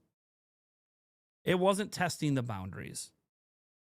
That's not what he was trying to do. There was no testing going on. He was so upset that he abandoned the character. Don't worry, Miles. Even if I end up not enjoying the tutorial section, I'll make sure if I play this on live stream especially, I'll get you home safe, buddy. I got your back. your suit, didn't you? We arrived in a Lamorne temple, where Miles decided to stay behind to work on fixing up some tech. Finally, some peace and quiet. I used the charge shot to open a blocked door. No. That's not the same sentence. It's not the same sentence. Testing the limits is something you just do for fun. You're trying to just see what you can and can't do. You're not doing it out of frustration. When you do it out of frustration, that means I'm tired of what this game is. I'm going to see if I can make this game be what I want it to be. And you can say, well, yeah, that's a way of testing limits. No, it's a way of him seeing if he could force the game to be what he wants. It is not him testing anything. He just wants to know, hey, I don't like this. Can I make this game be something different?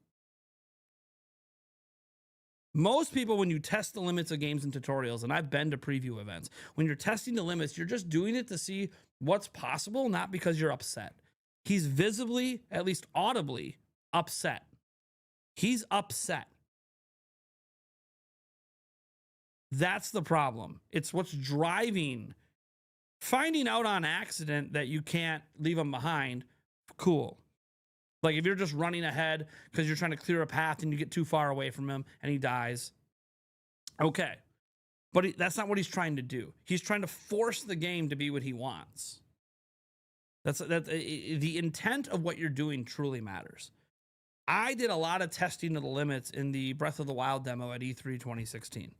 I did it to see what the game would allow, what was possible, not out of frustration. I wasn't upset at something, so I want to try to see if I could force the game to be what I want. That's not what I was doing. When you're at a preview event like this, it's fine to try to test the limits of the demo, but you test it out of curiosity. You don't test it out of frustration. So when you're testing it out of frustration, what happens is you're ignoring what the game is trying to be to try to make it what you want it to be. It's a very clear distinction in what you're trying to do. So while both methods lead to a form of experimentation, the experimentation wasn't just to see what's possible. The experimentation was, I don't like this. Ergo, I'm going to try to force it to be something different. And that's just not how you test demos. You do it for curiosity's sake. You don't do it because you're upset. He has now spent half this review bitching about Miles. I've learned absolutely nothing about what he played. I learned nothing about the world. I learned nothing about the story because he's ignoring all of it so you can keep bitching about Miles. I've learned literally nothing other than this guy doesn't like Miles. What about the world? What about the enemies you're fighting? How about you talk about some of the enemies you scanned? It's been 6 minutes of bitching about Miles.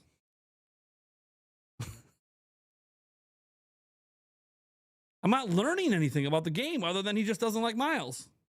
And he doesn't like escort missions. And he doesn't want NPC interactions. I get it.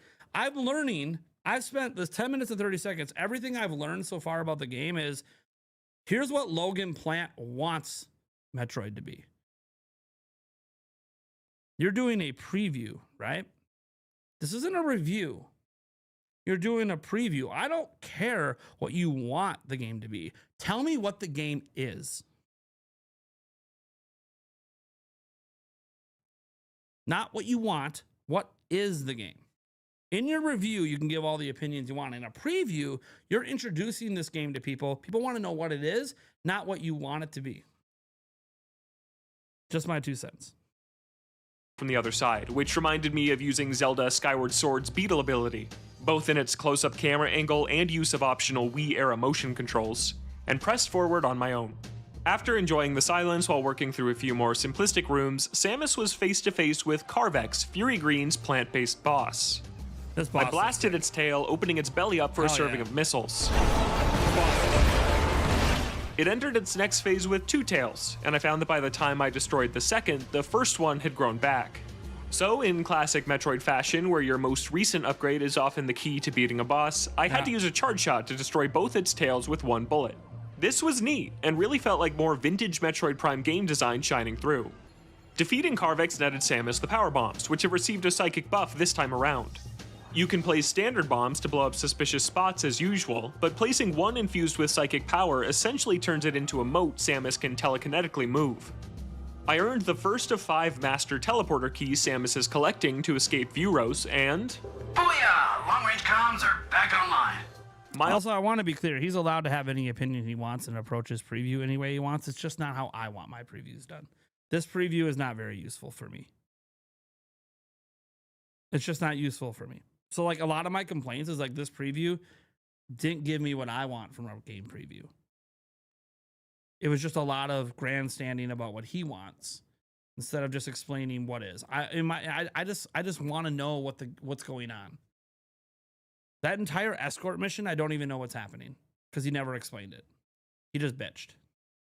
I want to know what the escort mission's about. I want to know what happens when you get to the end of it with Miles. Where does he go? What's going on? I want details. You know, I want to know what are you playing, not how do you feel. Miles was back, but he didn't stick around for long, just asking Samus to return to base camp to talk about what to do next.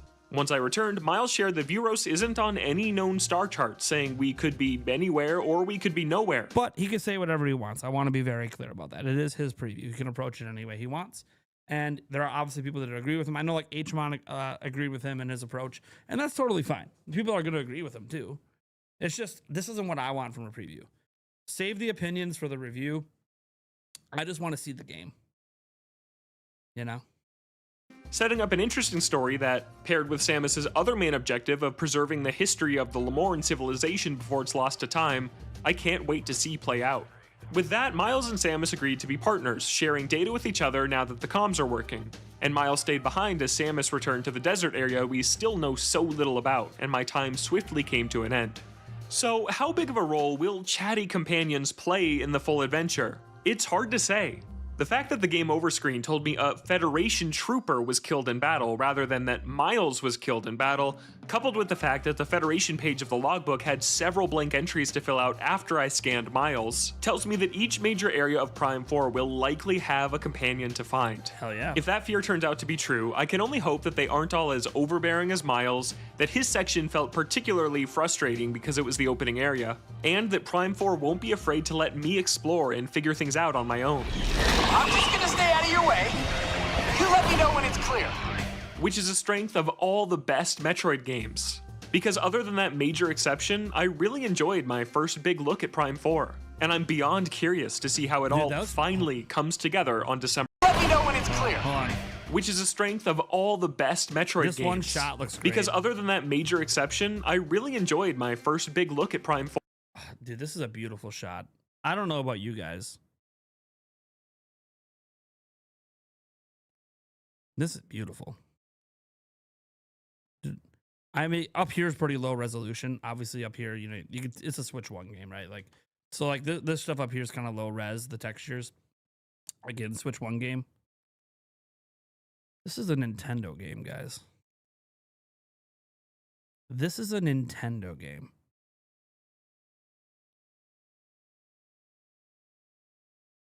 And I'm beyond curious to see how it all finally comes together on December 4th.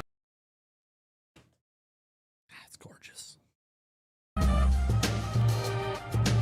For more on Metroid Prime 4 Beyond, check out a special episode of Nintendo Voice Chat, the weekly Nintendo podcast I host here at IGN. Okay, so Nintendo Life was the one that someone super chatted for us to watch next. So let's go to Nintendo Life here. Let's see what they think. This one? This is probably it. Hello there, lovely people. It's Alex from Alex? Nintendo Life here. And yes, I've played Metroid Prime 4 Beyond, and I've played it more than you have. I guarantee it.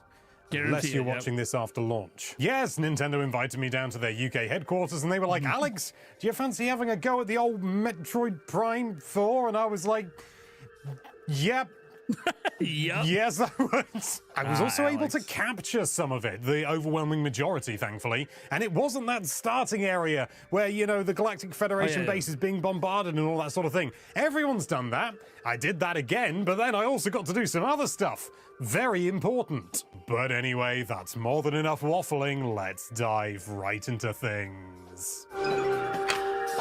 So, cards on the table time. I played for just over an hour, I estimate. It was definitely over an hour. I was able to capture around about 50 minutes of it or so. And I played primarily with motion aiming, you know, on a Pro controller. I did do a bit of the mouse mode, but I didn't capture that because I had to do it handheld. Well, not handheld, but, you know, tabletop. Limitations of the whole thing. Maybe I could have done some mouse mode in docked, but I didn't. It works like a mouse, if you're wondering. And I played primarily in the quality mode, the graphics mode, the 4K.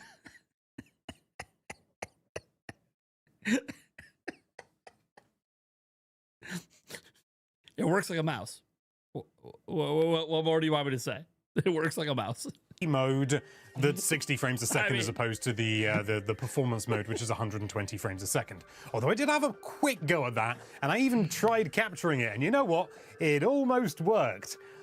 Thanks, Elgato. And all in all, I had a really good time with the game, but there's one thing, and unfortunately, it's a fairly, I mean, it's not a huge thing. Yes, you didn't like Miles. But it's a notable thing. That I really didn't like.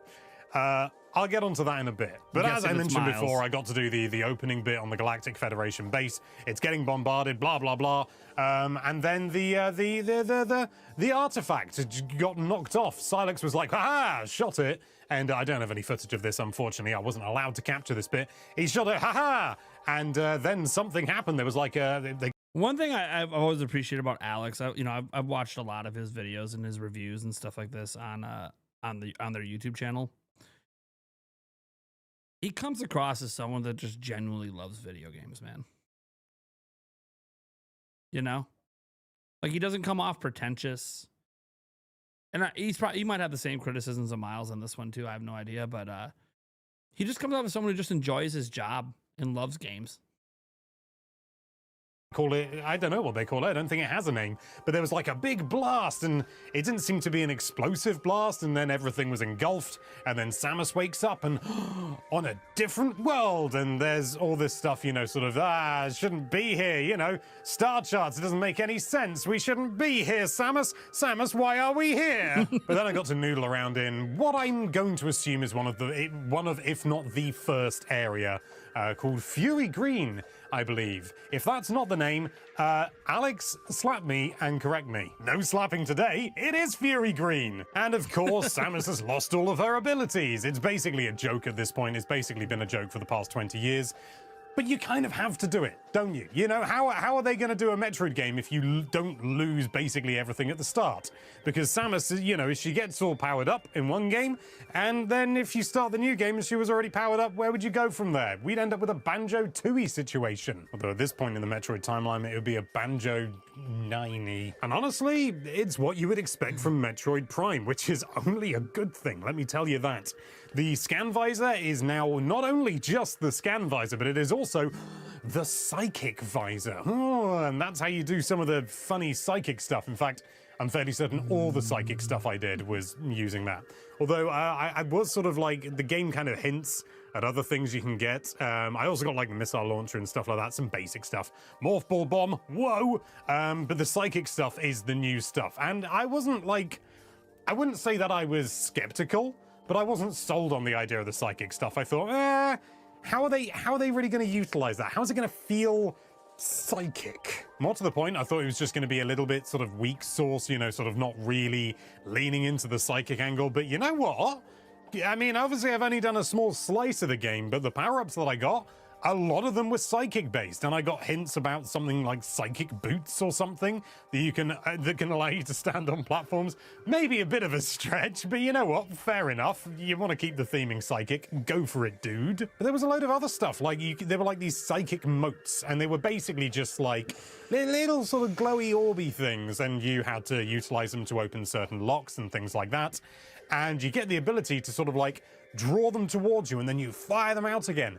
It's a small thing, but it's actually really quite a lot of fun. The fact that it's not just using another beam or anything like that. I was using that hand. Obviously, how foolish of me. It would be Samus's left hand. So you get the mote and you go pow, and you throw it into things, and that, you know, usually unlocks a door, you know, if it's a situation that demands it. And I even got to the point where when I got the Morph Ball Bomb, if I held the A or the ZR button down, you can create your own little psychic motes. And I didn't find a situation where that was like explicitly useful, apart from one puzzle shortly after I got that ability, or shortly after no, was it shortly at the end? But considering you get that fairly early on, I'm guessing there's going to be a fair few instances where you're going to need maybe quite a few of these psychic motes, and you know, you got to fling them around. I don't think they have any combat use. I don't know that, and I don't know that later on you can't like later use the motes for combat with another upgrade or something. I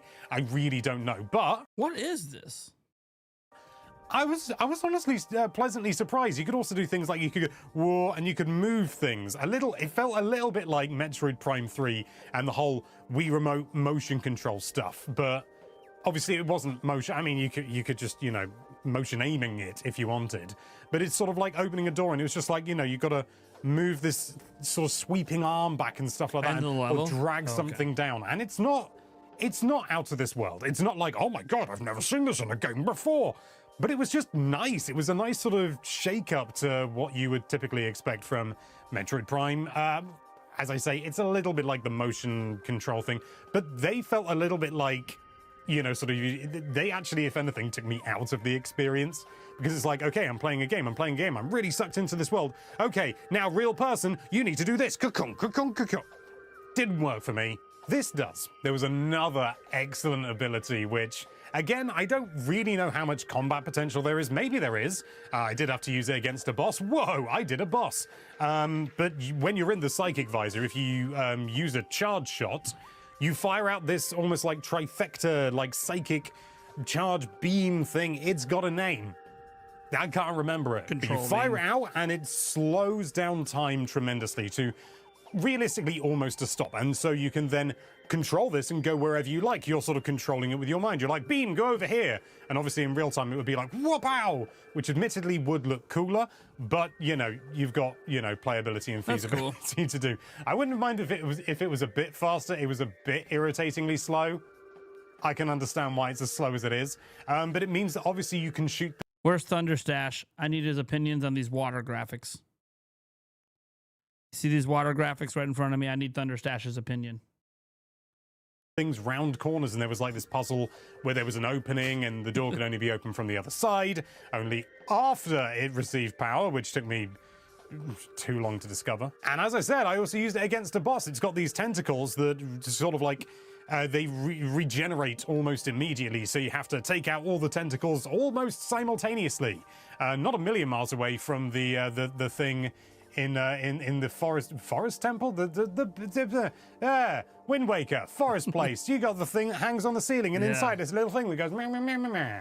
That bloke. But I was pleasantly surprised because I didn't know how they were going to go about this psychic stuff, and it feels like, you know, like psychic boots is a bit like, you know, come on, it's just shoes, you know, you're just activating platforms with a flag in the code. But I get it, you know, it's theming and stuff like that, but, you know, maybe it's got more use other than that. Maybe it's like the hover boots and we're back onto Zelda. But even if you ignore all the gameplay stuff, which you absolutely shouldn't, but even if you did, the game is... Yeah, you end up going back to Zelda, one, because it's a plant boss, and two, because one of the similarities between like the 3D Metroid games and the 3D Zelda games are like the boss fights and stuff. Like this fight feels very Zelda-like. Like when he's sitting there flying around the psychic ability to get the three things, it reminds me of using like the boomerang.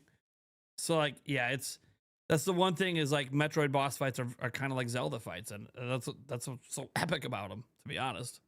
Drop dead gorgeous. You know, I've seen, you know, bits from the trailer and stuff like that. Certainly when Samus is like out in the open world bit, I've got stuff that I think regarding that. You know, open world in the desert and stuff like that. The lighting isn't ideal. It's a little bit kind of harsh and it doesn't really work. But when the lighting hits correctly, the game is unbelievably gorgeous. Beetle. I mean, it's amazing that this thing is going to run on a Switch 1. There's just so much fidelity going on here, and I think, you know, a lot of it is kind of like old-fashioned rendering techniques and stuff like that with a slightly fancier lighting engine, but you know what? It blinking works. The game is absolutely stunning. Like, I mean, I don't even really need to explain it. You can see it. And trust me, it's even better in person. Why? Compression, dear Watson. Sounds amazing as well. The soundtrack is beautiful. He made the dear Watson joke.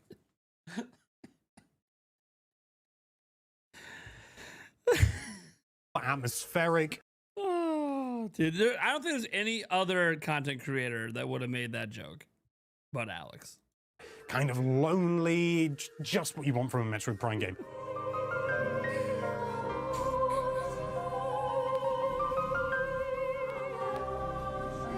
Dude, the music. It is ticking so... Dude, that music.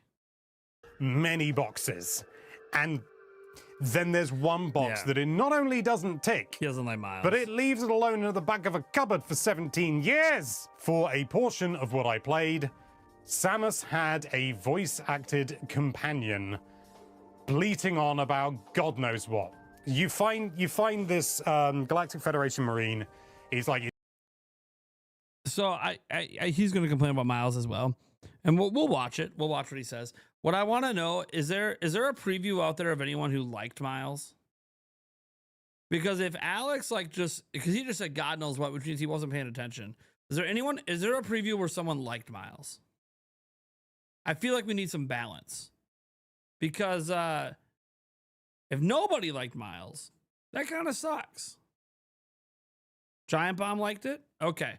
So maybe we'll watch Giant Bomb next. I feel like we need a balance, like, on the perspectives, because, like, I feel like I'm going to like Miles, but when it's just a bunch of complaints, you end up not having someone that's, like, explaining the nuances of the character. And just, oh, I didn't like this, you know? Kind of Funny said it was overblown. Yeah, I think I'm gonna like Miles. But all right, so we can maybe check out Giant Bombs, especially their section on Miles, and maybe kind of funnies. But anyways, let's continue. He's in trouble. He's like, whoa, and he's, you know, for some reason he's wearing glasses.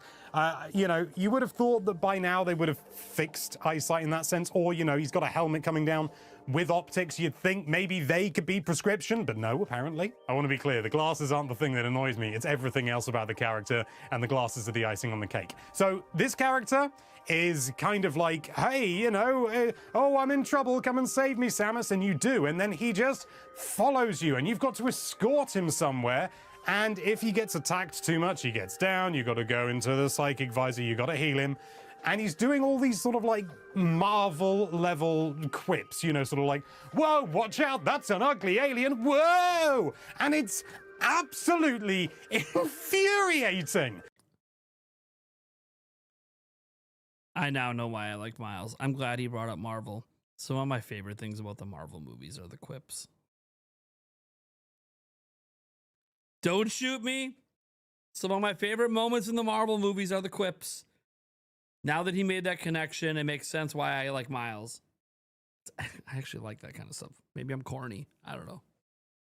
The one thing Metroid Prime 4 did not need is a chatty companion. It's honestly, it drives me up the wall. I will say that I am very pleased that Samus. Katie K7 says, why would anyone want an annoying comedy character in a Metroid Prime game? For starters, it's only annoying if you don't like his comedy. If you like his comedy, then you actually think he adds to the game and it's funny. Now you might go, well, why would you want that in a Prime game? Because Metroid Prime has to become more than it's been. If you want Metroid Prime to ever get made again and again and again, if you want this series to have a future, they have to expand beyond what Metroid Prime is. They can't just keep doing the same thing, collect their 95 Metacritic rating, sell 2 million copies, and move on. These games are too expensive to make. They have to expand it, whether you like it or not. They have to. They have to find their Breath of the Wild moment. It doesn't have to be 30 million. But they got to cross 5. They got to get closer to 10 million. They literally need to expand the franchise. Or you're just not going to get 3D Metroid games anymore. I mean, that's reality. And I feel like these character interactions are going to be the divisive thing in this game. I think if this stuff works, at least if Euros works, if the desert area works, the motorcycle works in terms of popularizing this, and the game goes on to sell 6-7 million copies like long haul, or more. I already know what's going to happen because it happened with Zelda. You're going to have all these new players that have never played Metroid loving the hell out of this game, sharing funny moments, enjoying it, showing badass moments, funny moments, just having a blast with the game, right? There's going to be all these millions of people that are just having fun and glowing about it. And then you're going to have the hardcore, the underneath, the traditionalists that crave for this thing to be like Prime 1 through 3. Bitching and getting super mad at the new players that love it. Because this is what's happening with Breath of the Wild and Tears of the Kingdom. Now, to be fair, there's so many new players that, like, the people that love Breath of the Wild and Tears of the Kingdom massively outnumber that super, super hardcore that won't let go of tradition. So it ends up not being that bad for, like, the new players because the numbers just so heavily weighed in the other direction. But I think this is going to happen. I think this is going to happen. I think we're going to see an underbelly of really hardcore Metroid fans that don't want Prime to ever change. And because this is changing to a more character-driven, story-driven game, people are... I think that's more appealing for a larger audience, but I think it's going to annoy some super hardcore players. So I think people are... There's going to be that happening. It's only going to happen, by the way, if it works. To be clear, it working means that Metroid Prime 4 is not just the best-selling Metroid game of all time. It's the best-selling Metroid game of all time by at least a factor of 2. So at least 6 million plus in sales. It has to be a moment that takes Metroid to a new level of popularity. And if that happens, then you're going to see this. If it doesn't happen, then you're just going to hear nothing but bitching. Does not respond to him. Bitching about the new stuff, not bitching about the traditional Prime stuff. Once, beyond one time she nods.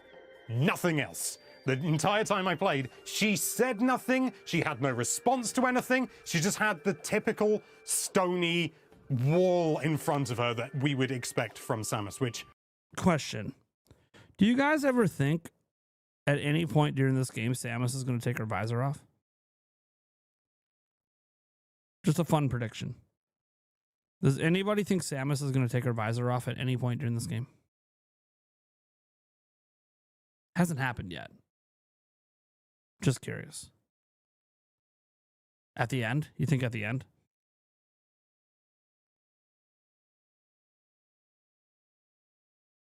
We'll see.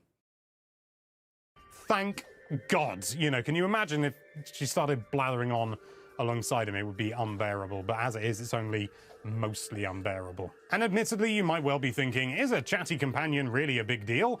And if it's not to you, then fair enough, you know, whatever. But I have played every single Metroid game, so I know that there is a history with chatty Metroid games, and it's not pretty. Metroid Other M is broadly considered to be a kind of the black sheep of... I like Other M. I'm not going to apologize. You know what? I'm done. I'm done apologizing. I really liked Other M. I don't even feel bad about it. Other M was good. It's a good game. Don't know if I liked it more than Prime 3. Didn't like it more than Prime 1 and 2, but I really, really liked Metroid Other M. I actually was not happy the game sold so bad. I was hoping that was going to be like the future of Metroid. And here's where all the Metroid fans that follow my channel decide to unsubscribe. Of the Metroid series, because well, admittedly Samus is chatty as well, but Samus is really talkative and Samus has friends and she constantly says the baby, and it basically ruined her character. Look, I already lost all the Zelda fans with Ocarina of Time not being in my top 10 now because I like Other M more than Prime 3. Lost all the Metroid fans too. Wonder, you know, I'm surprised there's any Pokemon fans like Pokemon Fan 34 still on my channel with how much I bash Pokemon. So shit, man. Remember, I'm a Nintendo shill. I only like popular things. And I have no critiques of anything. You know, no big deal. So pardon me if I'm a little bit skeptical when within the first presumed hour of the game, I can't be certain, but I would say I imagine what I did was within the first hour or 2 hours of the game, you suddenly get a chatty marine companion who keeps throwing quips out like, whoa, be careful out there, Samus. I won't be there to protect you. Shut up! At one point, I got a blessed relief from him and I went through and did a boss and I didn't have him for... At least he's hilarious. I'll give Alex this. He equally does not like Miles. But at least he's funny about it. You know, I don't know. The irony here is that Alex is doing what Miles does. This is what's funny. I'm enjoying this video because Alex is throwing out all these quips the entire video, which is exactly what Miles does. And Alex unironically does not realize that he is acting exactly like Miles.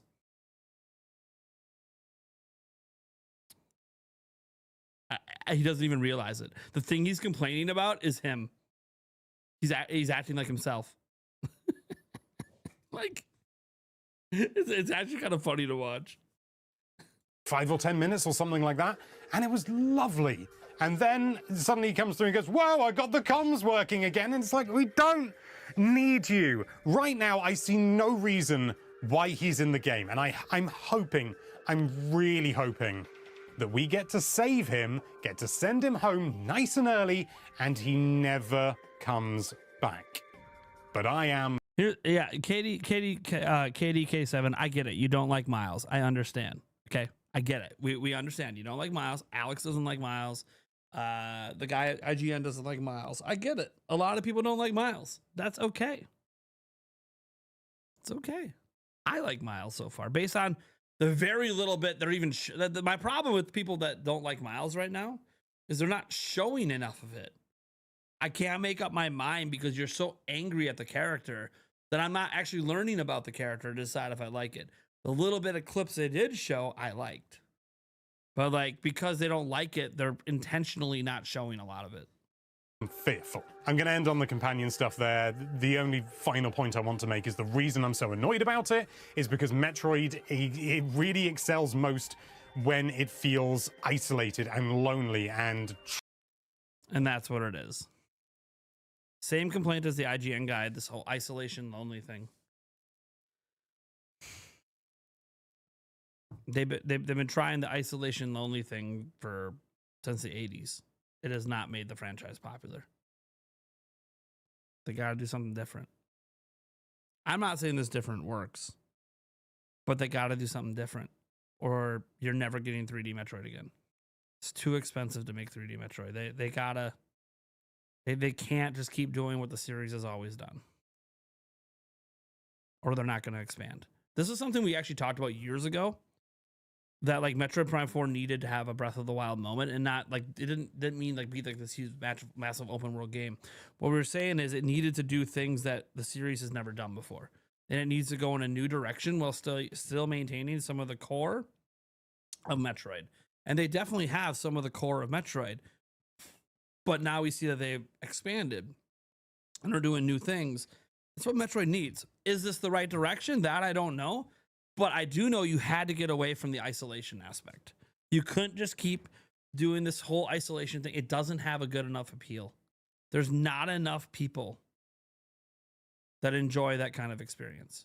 There just isn't. I know that sucks because I love the Metroid Prime series. I love Metroid. There just isn't tens of millions of people wanting a game where you're just by yourself the whole time with no interactions with any characters, no story, just puzzle solving and dungeon crawling. There just isn't enough players that want that. You gotta have that in the game. You gotta have that and more. And I could tell from the overview trailer, Miles isn't the only quirky, goofy character in the game.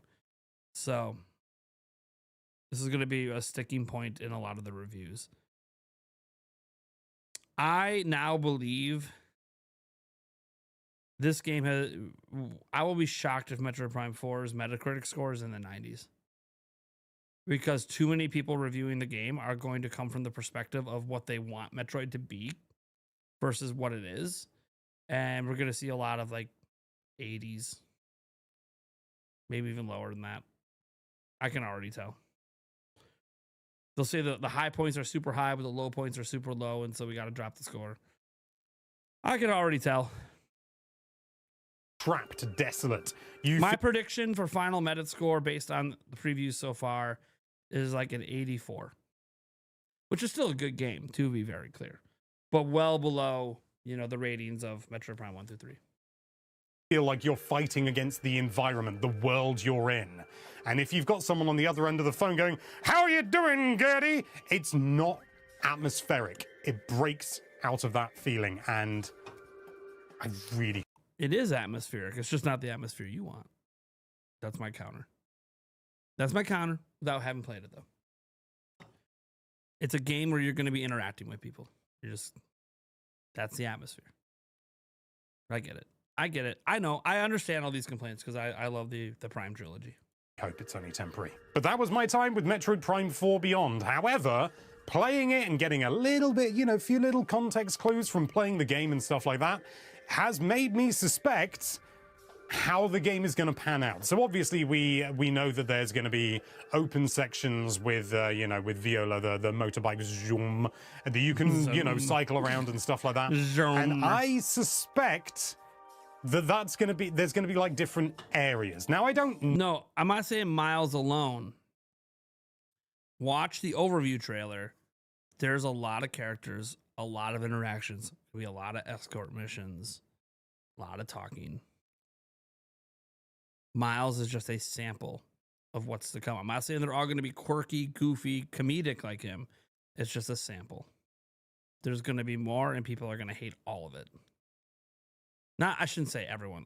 To be clear, the people that don't like Miles are probably not going to like any of the rest of those interactions. Sabata EX. Disagree. You don't need to have a lighthearted character like that NPC in Metroid Prime 4 to add something to it. Okay. I never said that you needed that to add something to the game. That is the direction they chose to go. That was Retro Studios' decision to create characters like this. I happen to like characters like this, but I do know that they're often the characters that get the most complaints. But Retro Studios intentionally chose to go in that direction. Know any of this. This is purely speculation. But after watching the trailers again, especially, we see like an icy area and a desert area. And whilst Metroid does tend to keep biomes relatively close by, this is a situation where they don't need to be, I wouldn't have thought. So I wouldn't be surprised if gathering what you need to gather means that you go to different, like, for lack of a better term, I'm doing a Sonic Frontiers reference, open zones that branch off. So you get like a big desert area in the middle. You can cycle around. And then off here, you've got like, oh, this is the jungle area and this is the wet. I liken this more to like traditional Zelda Hyrule Field. Based on the map we saw in the trailer, it feels more like the desert area is just Hyrule Field. And then all these other areas are like where most of the gameplay is. Yeah, that's my take. I think it's a more apt comparison to old school Zelda, Hyrule Field. Jungle area. This is the ruin area and stuff like that. And then you go whoop whoop. And I say this because you're in the forest area already, and it wasn't open. You couldn't just go anywhere you wanted. It was still very Metroid corridor like. And I think the other areas might be like that as well, with Hyrule Field connecting it all. Go to a different map and it's snowy and here's the mountain and here's the igloo and here's the other ice related structure. Now, to be clear, this was just the beginning area of the game. Not every area might be like the forest area. There could be more open areas, but thing like that. And if that is the case, I think that's a really good idea. Rather than making the whole thing completely kind of like open world, which Metroid and Metroid Prime games arguably. You could argue they are, you could argue they aren't. You know, do lifts count their loading screen? But if that is the way that they're going to go about it, Metroid Prime's not open world, come on. I don't know anyone who argues that Metroid Prime is open world. 1 through 3. I think I'm actually pretty okay with that. I was a little bit, like, I like the idea of Viola and having the big open areas to explore. But so you go in and it's shooting you somewhere. I wonder if these are going to be like fast travel unlocks. This big cannon that's about to blast Samus somewhere.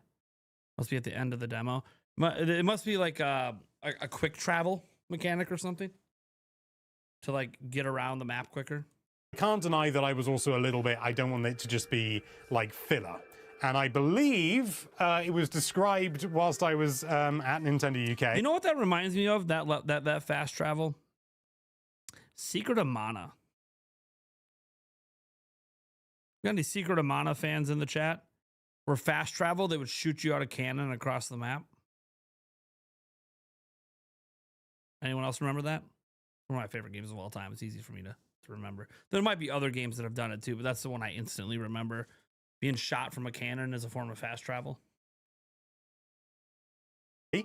As a little bit like Hyrule Field. And I like that idea. Hyrule it's kind Field, of having the best of both worlds. There we go. See, yeah, even it. Okay. So he was like talking around something, and then he finally got to it. Actually, Hyrule Field. Yeah. Okay. In so many regards. But the proof of the pudding will be in the eating. And right now, the small slice I've played is really, really good with a big old asterisk. And I genuinely can't remember the Marine's name because I really dislike him so much. I'm going to look it up. It's going to be like Joey or Snowy or Corky or something. Mackenzie. Presumably named after the least socially adept in-betweener. But those are only my thoughts. What do you think? Are you fine with having some Marine bumbling around going, whoa? Yep. Let us know in the comments down below. But for now, thank you so much for watching. If you like this video. All right. So Giant Bomb, someone said, had a more positive take on Miles. By the way, I'm not trying to seek out people that agree with me. We've watched 2 videos in a row of people that didn't like it. I'm just trying to get some balance so you can get some other perspectives. Not just me. Like, I can give my perspective all I want. I didn't play the damn thing. So. What is up, my friends? Jeff Grubb, you are just sort of giggling like an idiot. What do you got for me? What do you got? Yeah, I'm not telling people not to play the game if you don't like the change. I'm just giving my opinion. Just like you guys in the chat are giving your opinions as well. What do you got? Yeah, we got the big one. I got to play Metroid Prime 4 Beyond last week in New York. And it was quite the experience. So we are going to take a look at about an hour or so condensed footage of my playthrough through a bit of a first area here, kind of the first parts of the game. I want to answer your questions. You can sort of like guide me in a way that you extract as. I actually like this. I like what Giant Bomb's doing here. So unlike the other 2 previews we watched, this is gonna be like an interview style preview. I think that's a nice approach. I don't know what's gonna happen, what's gonna be said, but I like this. It's more podcast like. Much information as you can out of me. Which makes sense because it's Giant Bomb. That's kind of what they do. Really talk about this first part of the game, which takes place in a spot called Fury Green. Did they give you the ability to play more than that, but you can only talk about a certain part, or what? So I believe I played another part that people had already seen before, what is my understanding. But in terms of like that could what have been like what Dan got a chance to play at like the Switch 2 launch event, I think. Yeah, I'm imagining that's what it was. Okay. But this part was played with me sitting with a Pro Controller in a 55-inch TV about a foot in front of my face. This game looks absolutely unbelievable. So let's start the footage here a little bit. Yeah, full audio. It is. Yeah, that looks sick. Striking in a way that I really can't describe. I mean, this almost immediately I was blown away. And that's always been Metroid Prime from the beginning. It was immediately lauded for having some of the greatest like art direction, art design you could get in a game. And I always pointed out like the review from EGM, Mark McDonald's, like it feels like the best game from 5 years in the future got released today, and that held true. And it's awesome to see that they could still build on that legacy, because this looks fantastic. It's lush and cool. Is this like the very beginning of the game, Bacalar? I believe there's one scene before this, but yeah, this is like the very start. And it's based, this area, which we'll watch a little bit. Like it's got Pandora vibes for sure. Yeah, like that, the bioluminescence looks very HDR friendly. Yeah. There is like a big tree as well that you sort of see, and I was like, oh, this is like a sort of like an Avatar situation going on here. But it's funny. Like I played a little bit of the remaster, and it was not long before I was like, oh right, I know exactly. I love they how have to all play the audio this game. in here. And all that continues on in a very satisfying way, and I think like. For me, there's a bit of not a learning curve, but there's a certain language that the controls of Metroid Prime like ask of you. Yeah. And man, that's some hard before my hour was chat. done, all of that really resynced in my sort of mental capacity. And this is the Pandora part I was talking about. I mean, third time I've seen this now, and it looks so good. Yeah, it does kind of feel like Pandora. Real quick on the controls. So like the original Metroid Prime, not a dual stick first-person shooter. It was, you kind of move and look around with the one stick, and then you lock on, and that's how you strafe. Then with the remaster, they did make it a dual analog, like modern style shooter. So I'm sure that's what's continuing here. Right. That felt good in Metroid Prime Remaster. Did you get a chance though to do the mouse? No, so I did not do any mouse play. I don't think they were offering that. If they did, I just didn't do it. Sure. They were. But this felt good with the lock on and the sort of like more modernized contemporary first person controls. So this is like, okay, this is them establishing the new planet you're on. Like this, she, you know, maybe you can't tell the details, but maybe she crash landed here, or maybe something like that. It's usually how it goes. Or she's following someone, whatever. Did you spend a lot of time in this lush setting, or does it very quickly sort of like shift gears in terms of the aesthetic? Yeah, so the part of the demo or the game rather that I played was just this area. Okay. All right, so substantial. All right. So we're not really, and it's very large, and you'll see like I do make a decent amount of progress during this entire sort of playthrough, and there is and they do introduce like a lot of very interesting mechanics. Is anyone else just like drowning out their voice and just listening to the music? Or is that just me? The music is so good. It's so good. Almost immediately, in a way that I'm like, oh wow, the you know, the sort of like object acquisition is like fast and and satisfying in a really cool way. Do you think that suggests that there's like way more abilities and powers that can sustain it? By the way, I do appreciate them leaving the full audio in. I know I've said it a couple times, but this is the first preview we watched where they're leaving the full audio of the gameplay in. And I just, Giant Bomb, I want to let you know, I know that Nintendo requires that you talk. I actually was talking to some people. For you to make any content from this preview event, you have to talk over the footage. They will not let you just show raw gameplay without commentary. So I understand that's a Nintendo requirement of their NDA. So I don't get mad at anyone for not just showing pure footage, because again, they're not allowed to. That said, thank you, Giant Bomb, for not cutting out the audio of the game. I appreciate it. This is the first preview I've watched where the audio was not cut. Or at least it was put at a volume where we could hear it really well the whole time. So thank you. Appreciate you, Giant Bomb. Good job. Over the course of this entire game. That's my suspicion, right? Like if they are, you know, if they're dumping this amount of stuff on you so quickly, I got to imagine like something, you know, it stands to reason, right? Like, yes. I think this is our first power up. Okay. Does she already have psychic powers? Psychic Glove. There you go. That's a hell of a name. I like that a lot. Okay. Dude, this stuff, I just got to say, like, all of these psychic abilities, unless I'm completely forgetting the first three primes. No, like, this stuff feels fresh in a way that I was like really cool with. This is the new stuff. This is the thing where it's like, yeah, it's Metroid Prime, but, and this is the big but of like, we have psychic powers now, and how is that going to change her ability? Paul, yeah, you have 6 shorts for me to upload tomorrow. Oh my God, I'm gonna have to schedule those things out tonight or something, because man, holy crap, I haven't posted your second one yet. I was gonna do it after I did the stream, but damn, man.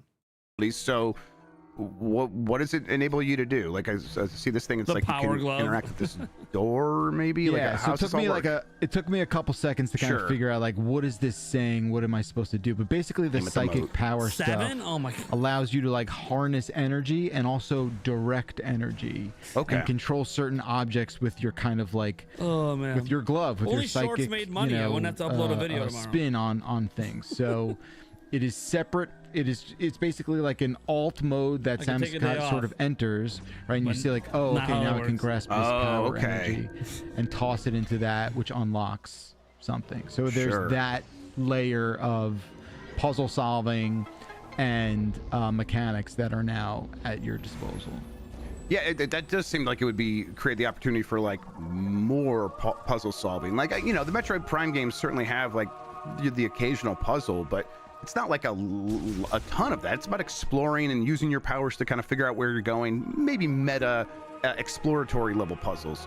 But I can immediately imagine like using these energy things and pulling them out of certain things and putting them in other things. Did you encounter that frequently? Yeah, I think I would say like, you know, again, to your point, like definitely light puzzle solving, like nothing cerebral in a way where it's like, I can't advance here. Morph ball. Okay, now I discovered a morph ball area that I believe leads to the missile unlock. Okay. Hey, this is cool. We haven't seen this. The morph ball, they got that right away. And I remember back in the day being like, all the conversation of, oh, it's gonna be first person, but then let's go to third person for the morph ball. This game's gonna suck. Just make another 2D Metroid. We were wrong. It was perfect right away. Yeah, I mean, this stuff still feels great. Like, it's it's definitely, you know, I think like they do a really smart job of like balancing how often you are playing as the ball. I think like the beauty of those first 3 games is a really good balance of all that. And even in this first hour of playing, you're sort of like, oh, okay, I'm doing this enough. I'm doing the it, morph ball looks better than ever. as much as I want to. Deployed sparingly with like, oh, you always want to do it again, but they kind of take it away. problem, Leave them wanting more. For sure. This looks like it's leading to like maybe a mini boss or something like that, or what? Not this scene right here. I think it's just more a little bit of a narrative cinematic. Yeah. But certainly like a diverse, you know, biome here in this early parts. Yeah, so they're like I could see it's like it's this overall aesthetic, but yeah, there's more to it than just you know, lush green. They are taking you this kind of dingy under the tree area.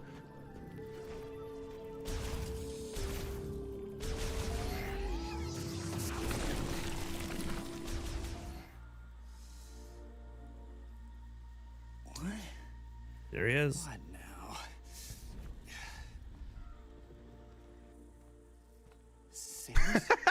No, the coolest person in the universe walks up to this guy. Please get me down. Yeah, you know, I was surprised. I was like, oh, I got like a bit of a buffoon. Yeah, you got your Jar Jar Binks here. Yeah, I got like a clumsy boy here. So like, he's a relatively large part of this first portion of the game, you're saying? Yeah, he sticks with you through the completion of this first area. Okay. I don't know how much. I just don't know how much longer he's around. It's interesting. So does it seem like he's serving the point of, we don't want Samus to talk too much. We want her to still kind of be that mostly silent protagonist. I bet she has a line or two here or there. So if we need someone to kind of help you learn and explore this world and ask questions about this world, is he serving that like expository goal or what? Yeah, I think in the portions that I played, he does provide functionally, like there's some hints he drops. I think expositionally he's more familiar with the area than you are. Right, okay. And understands how certain like you know, items get powered, and he's like, hey, why don't you go over there and charge this thing up and kind of help me out with that. That's kind of what his purpose is serving. You know, you'll see in a few minutes, like there are a couple of scenes where he is your sort of you have to sort of escort him, but I did not find it to take away from the experience. I don't know if my opinion will be the universal opinion, but I kind of liked having him around. Okay. All I can tell you right now, your opinion is not the universal opinion. I like having him around. All right, this guy likes Miles, but he like already knew. Yeah, I like him, but I know it won't be the universal opinion. I'm getting on board with it because it's like, just that moment of her walking up to him and him clearly being a goofball and out of his element, it really does put in stark contrast like just how dangerous and capable Samus is, and I like that comes across instantly by contrast. And so if that's what they're going for, I think that could really hit. Yeah, I mean, you know, again, like I said, there's going to be, you know, I don't know the level of involvement that Mackenzie like goes beyond the area that I played here, but I think it's a very, from my point of view, I think it's a very sort of like safe attempt to kind of get, you know, and like to get Samus's personality out a little more too, because she does just like more acknowledge than say anything. She didn't say anything in this part I played. She has like in Metroid Dread, she has one line of dialogue. Like that's where they're at with that character, and I love that. Yeah, and I think Mackenzie's sort of like doing all the talking better demonstrates the sort of like personality that Samus is like possessing. Do you know what I mean? Like or presenting rather. It's a very different take. Well, this isn't Jeff Grubb's opinion, Neil Agasta. He's not the one who played it. Yeah, so it's like, you know, it's a lot of that. Sure. It just adds. It looks like it's just adding a little bit of danger to the conflict, making giving you another point of interest to worry about during the combat. Yeah, I think it's, you know, it's like it adds something, right? I know I called it humanizing it before. It definitely I think adds that's a right. little bit of something. Yeah. You're like there's a character that you need to, even if you don't care about it, it's your responsibility now as this person who's so capable. And yeah, there's something to that. Yeah, Jeff Grubb's just asking the guy who played it questions. That's all he's doing. He's like playing like the interviewer role.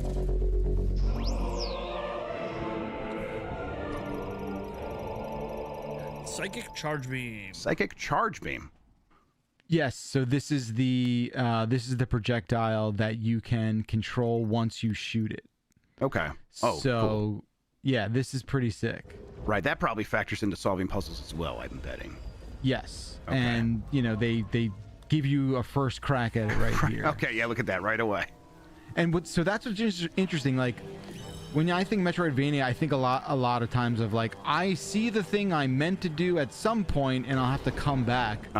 For this area, it's like linear Metroidvania, if that makes sense. You're just sort of like in the same room. Yeah, there's probably just establishing a lot of tutorialization, like you're saying, and probably a lot of table stakes of like, this is the stuff that we don't want to be coy about. You're just going to go do this right now. Yeah.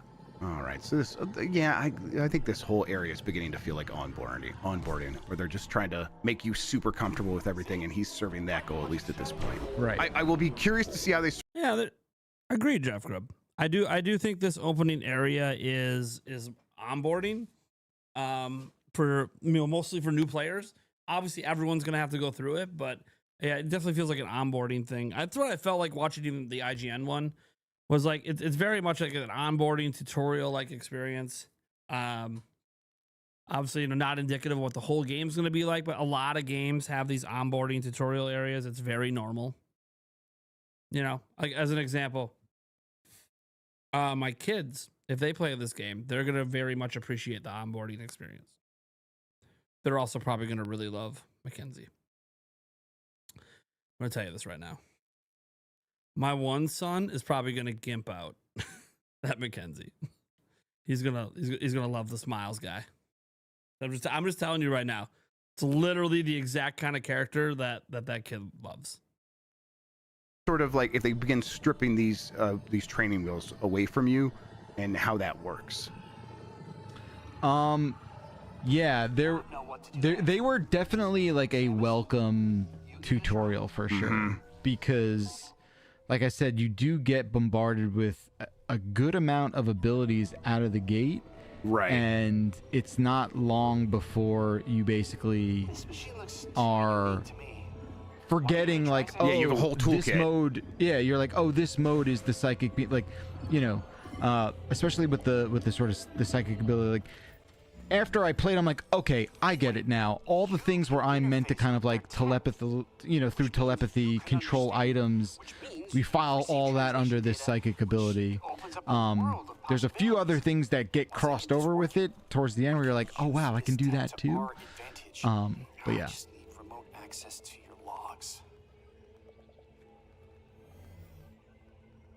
Yeah.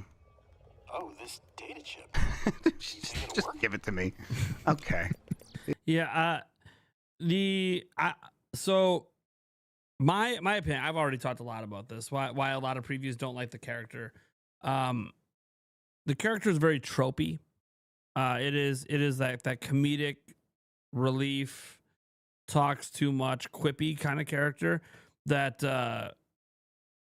there's a huge sector of like general populace like loves these kind of characters. That's why they exist.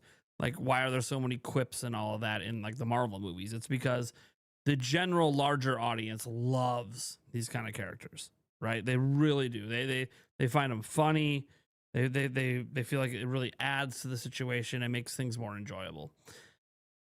But those kind of characters tend to also really annoy very specific sectors of people. And those people get tired of these characters being included in so many different things. Like, it's just reality. Like, Jar Jar Binks was actually fairly popular back in the day, but like there's a sector of people that hate Jar Jar Binks. And they hate him because of that. He's that kind of character. So Unfortunately, if you don't like those kind of characters, it doesn't really matter if it's in this game or a movie or anything. Like, you probably just don't like them in general. And so a lot of game reviewers, especially that are huge Metroid fans, not that they don't like those kind of characters. Like, this is the double whammy as well. Like, you can have game reviewers that actually like the quips in Marvel and like quippy characters, but what they don't like is that kind of character being in a Metroid game. So you have that building on top as well. So I've already said my piece. The more I watch these previews, the more I see of Miles' interactions, the more I like him. But that's me, because I like these kind of characters, and I can fully admit that I never thought there'd be a character like this in Metroid. It definitely is like a culture shock to Metroid, but it's one that I actually like. So I wouldn't mind if there's like 10 of these characters in this game. Much to the chagrin of the people that really don't like these kind of characters. But these kind of characters are pretty popular. And that's what they're trying to do. They're trying to make Metroid Prime 4 popular. They're trying to reach a wider audience. And so you're going to do some things that wider audiences like, but the more finite audiences don't. Call it pandering. I don't know what you want to call it, but we'll see. It's just one character in a game that looks like it has a ton of them. So we'll see what the rest of the characters are like. Yeah, cool character being cool. That is fascinating. Thank you. She says so much without saying anything. Uh-huh. Yeah, they got some good body language happening. Yeah. It is the most human person Samus has ever been. Uh-huh. Do the trick. Oh wow, memory fruit. Whoa, that's fun. Okay. There you go. This God, I just hope you like fruit. I hope you like fruit. Is this gonna like the main collectible, right? Memory fruit, or like it's important to the story? How does memory fruit factor in? It's these crystals that you are, I believe, you are meant to collect. Yeah, we see you get and this then in put the it desert into your little mall kiosk here. All right, sure, yeah. Well, Mike Minotti will hate it until it turns into chosen crystals, one. Then it'll be okay. He's a crystal mommy, not a fruit daddy. It's true. Memory fruit to a new world. Yeah, so like chosen one. The psychic lock stuff, the psychic energy stuff. I couldn't. They usually have this sort of like I couldn't resist. I couldn't resist saying it. 3-chambered look to them. So I think that is probably like a design cue, some visual language that is telling you like when you encounter these items, that is when you must use the psychic beam. Okay. So that sort of like, hey, hit all these at once. That continues to be a theme throughout the preview here. I like the way the camera looked as well when it was following that thing, where it's like you were turning, you did this big 90-degree turn, but the camera moved really smoothly in a way that did not feel disorienting. So yeah, it just feels well designed and people that kind of know what they're doing. Boss fight.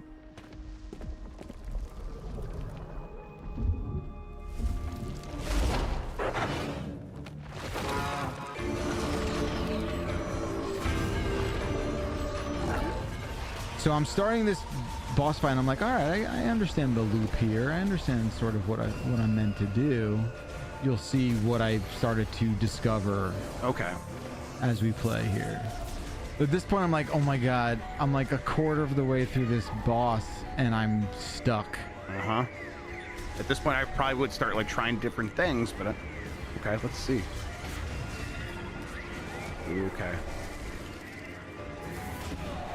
And I think right around here is where I realize what I need to be doing. Yeah, okay, I got it. Yeah. That we just learned recently. All right, and so everything slows down. All right, this okay, yeah. Now I've now unlocked the they're both destroyed at the vulnerability. same time. Right, exactly. And now it's vulnerable again. Baller. Okay, very cool.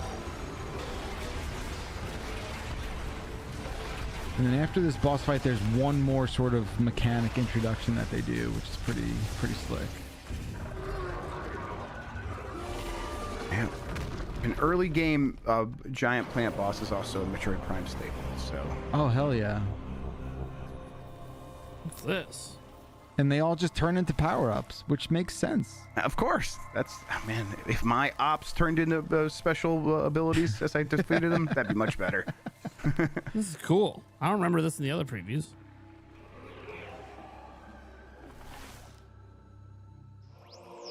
Oh, Psychic Bomb, right. Psychic Bomb. Okay. Psychic Bomb. Which, this was maybe, I mean, this boss fight was really, really good. But as you can see there, you can harness the bombs. Right. So if you put a bomb in the real world, you can psychically control it. They have a psychic mode inside of them if you press a certain button to launch them? Okay. I think you just have to hold down the bomb button. Right, that's what it was saying. Okay. Yeah. And then you can suck it in the way you were sucking in those energy balls before. And then projectiling them out, which is really cool. Here is where the psychic bomb comes into play. Okay. You can basically like suspend them. You basically can have it not right, explode. not on a timer. Okay. Right. And then I just missed it there. It disappeared for watch. Okay.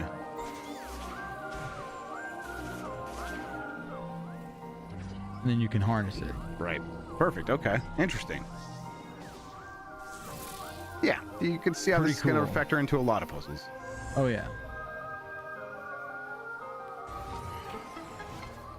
Okay, so wait, are you going to a different part of the map now? So this, I believe this was the end. Yeah, we probably have to stop here. But yeah, that's my, yeah, this is when someone came over to me and was like, okay, stop. Stop. Yep. But that there you move go. from PR, yeah. Okay, so your takeaway, you kind of touched on a little bit already, though, was you played this, you were super into it, and you were thinking about it for a long time after you were finished. You are into what you played. It is absolutely, it's just something that I've been so happy to be reintroduced to, because I think enough time has gone by since 3, and I only touched the remaster to just sort of remind my... Wait.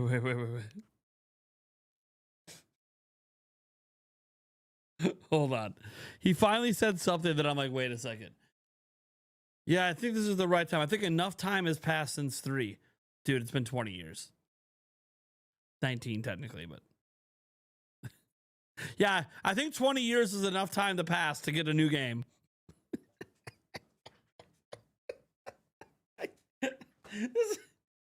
Listen to what he said. Listen to what he said. Since 3, and I only absolutely, it's just something that I've been so happy to be reintroduced to, because I think enough time has gone by since 3, and I only touched the remaster to just sort of remind myself of it. More as like a tease for 4, to be honest. Yes, I think more than enough time has passed since 3. Yes. I think all Metroid fans are in agreement. But that's one statement we can all agree on. Yes, I think more than enough time has passed for us to get a new Metroid game. Very happy and confident to say that like this feels exactly like the thing that I have been missing. A really awesome update. Yeah, Beyond Good and Evil fans. And if those rumors around Half-Life 3 are true and that gets revealed, dude, Beyond Good and Evil 2 fans are just gonna be like, fuck. We got the Metroid. We even got Half-Life 3. Where's Beyond Good and Evil 2? Feel to it, even if you consider the sort of like humanization of having that Mackenzie character. I think this game feels large and beefy and important in a way that, you know, I also didn't really know what to expect based off all these trailers that we were seeing. Which by the way, I in no way think Half-Life 3 is getting announced anytime soon. There have been rumors around Half-Life 3 like a majority of my life, so I know, oh, they're credible, oh, they're this, oh, there's leaks. Dude, we've had this before. This song and dance has been around before, and then nothing. So until it's revealed, I just choose to not believe any of the rumors but it will be hilarious if Half-Life 3 is revealed, and we still don't have Beyond Good and Evil 2. Another game that you could probably throw in there is one person mentioned in the chat, it's been a while since we've had a new Elder Scrolls game. We obviously know one's being made, but like a new Elder Scrolls game's been forever. And how about this? When the hell was Dragon Quest 12 announced? I bring it up on the podcast a lot. When was Dragon Quest 12? 2021. So it was announced in 2021. We haven't seen it since. And it's the last game came out before the Switch came out. Yep. And now knowing what I know, I feel man. like there's this massive sort of adventure in front of me, and how big this game kind GTA of 6 feels. at least has a release date. I'm really Another new looking one. forward to it. Its third new release I think date. there's enough new sort of flavoring that has me really intrigued about how those elements are going to be. Okay. Okay, I think that's good. 1 second. Utilized in a lot of the puzzles and those classic, kind of like Metroid dangling the carrot sort of mechanics. I got to imagine there's, if you're getting all that stuff up front, what does that mean for the rest of the game? Like, that's exciting to think about.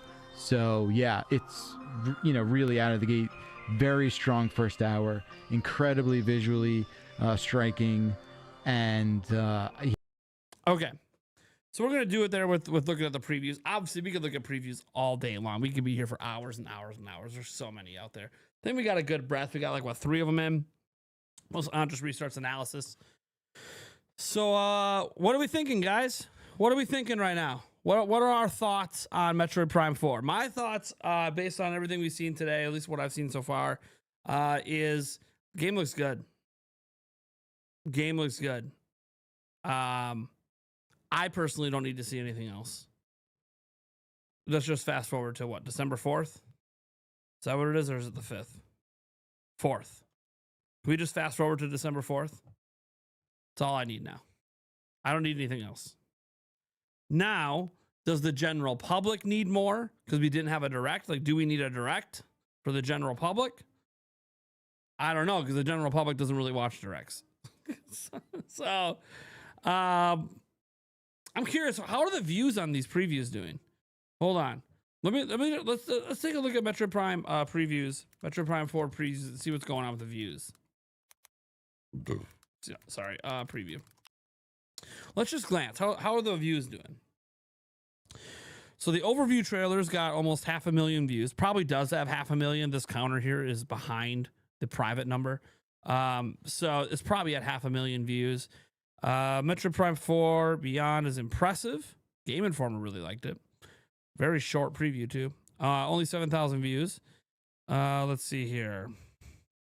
The Switch 2 Edition Survive trailer has almost 1 million. Probably does have 1 million on the back end for Nintendo. Let's see here. VGC has 10,000 views on their exclusive gameplay. Switch Up got to play it. Congrats to Switch Up. They got to go play. They're a relatively big channel these days, aren't they? Yeah, 400,000 subscribers. Yeah, so they got invited out. Let's see here. 29,000 on Nintendo Lives. The views aren't like crazy on these previews. IGN's only has 36. Philly Beats is 1.2. Yeah, the views aren't insane. Oh, I was like, man, is this our... at first I was like, wait a second, is this our clip? No, this is the whole podcast. I was like, wait a second. Nintendo Land 1.8K. Okay, that's just him covering the previews. Eurogamer 8.1. Yeah, the views don't look insane. So I'm still a little worried that Nintendo is not getting this game in front of more customers. I don't think a direct solves that. I'm not really sure what they can do at this point. Like, the Game Awards is after, right? Like, featuring it at the Game Awards would help, but the Game Awards, I believe, is... Well, to be fair, you can still feature it at the Game Awards.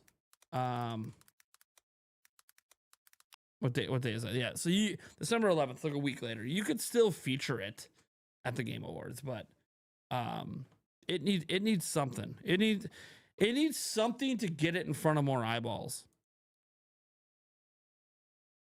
I just don't know what that something is. I mean, ads, of course, but like there's no major event happening to like guarantee. I mean, the marketing budget could go crazy, and you just start seeing ads all like next week or the week after. You just start seeing a crazy amount of ads like on not Netflix, but like Amazon, YouTube, etc.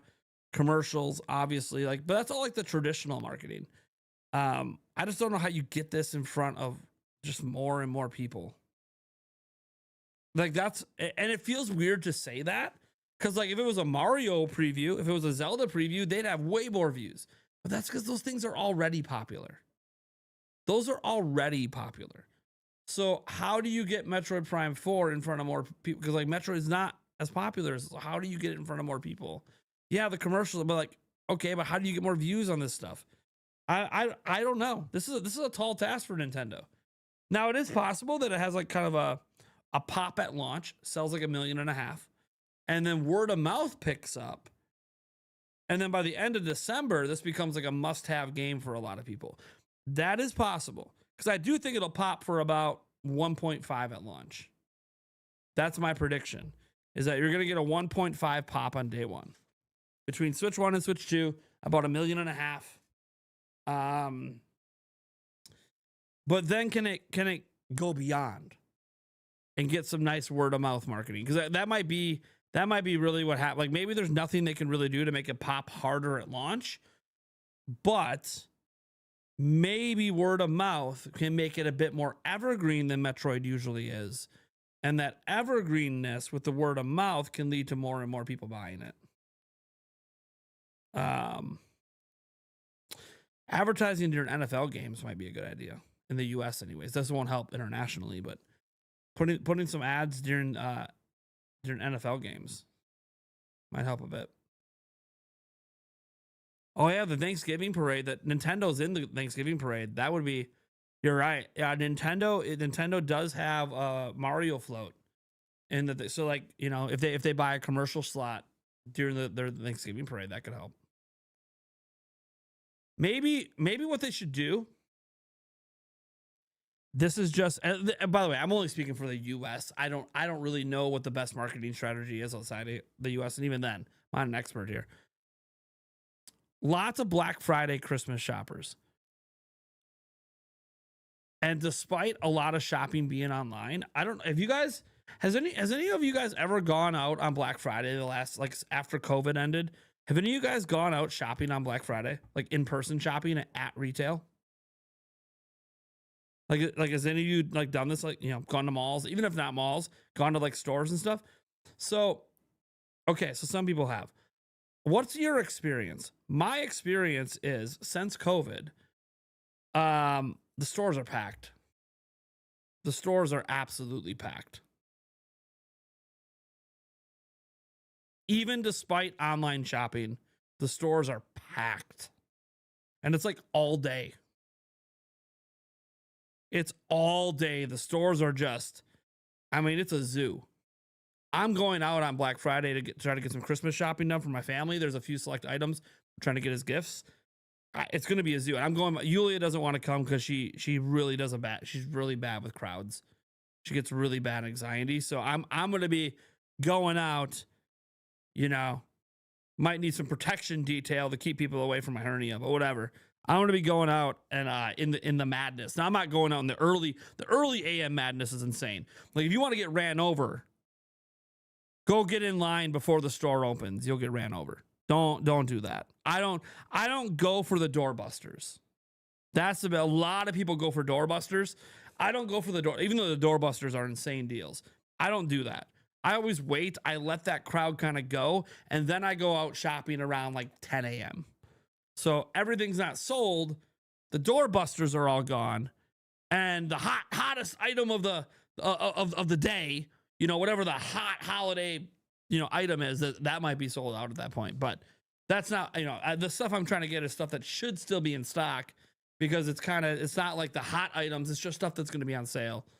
That, you know, there should still be some stock of it. And if there isn't at one store, there might be at another. So I'm going to be out doing that on Black Friday.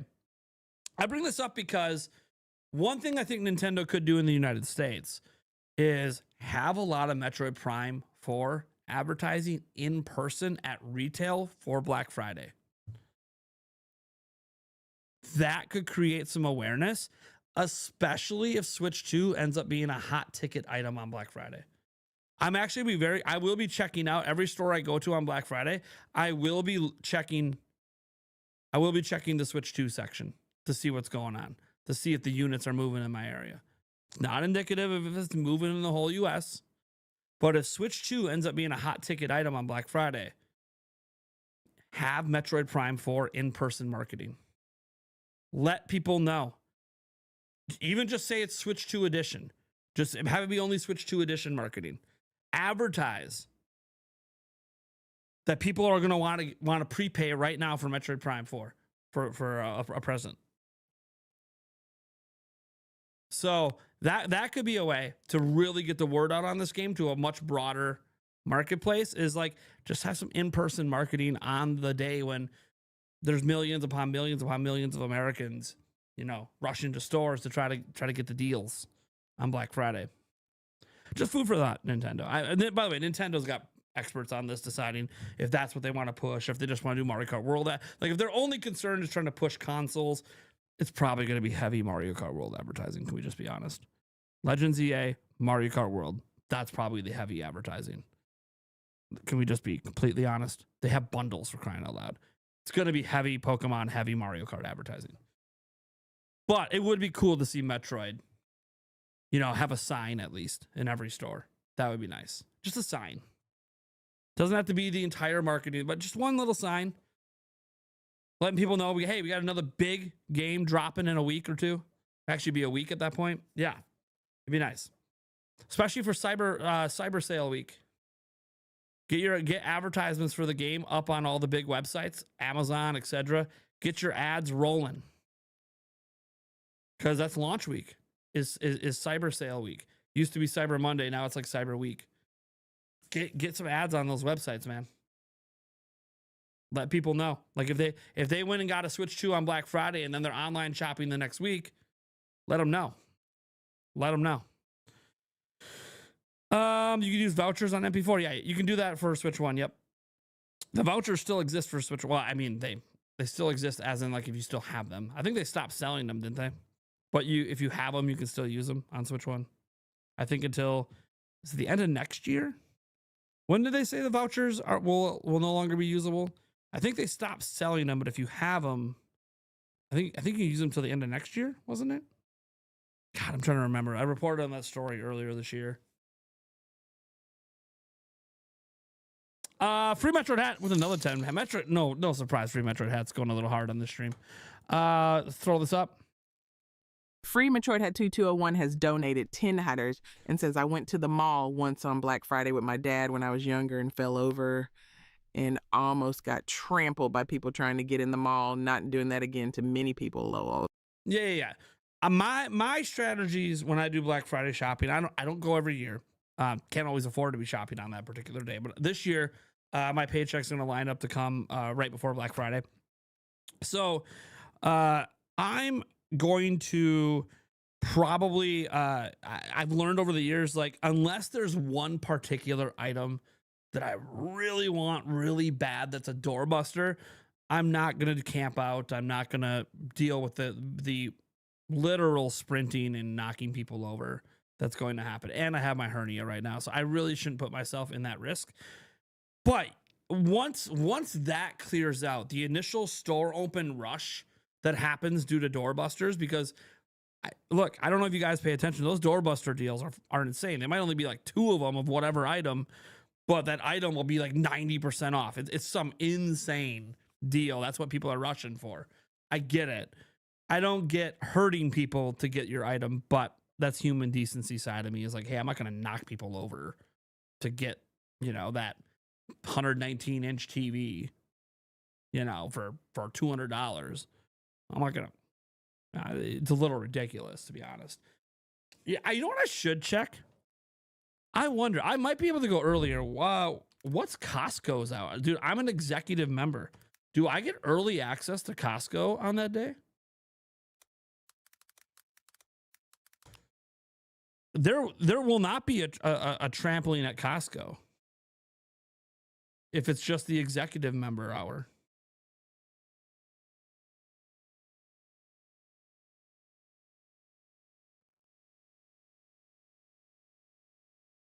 Okay. They are not opening early. They are letting executive members in an hour early. At my local store. Okay.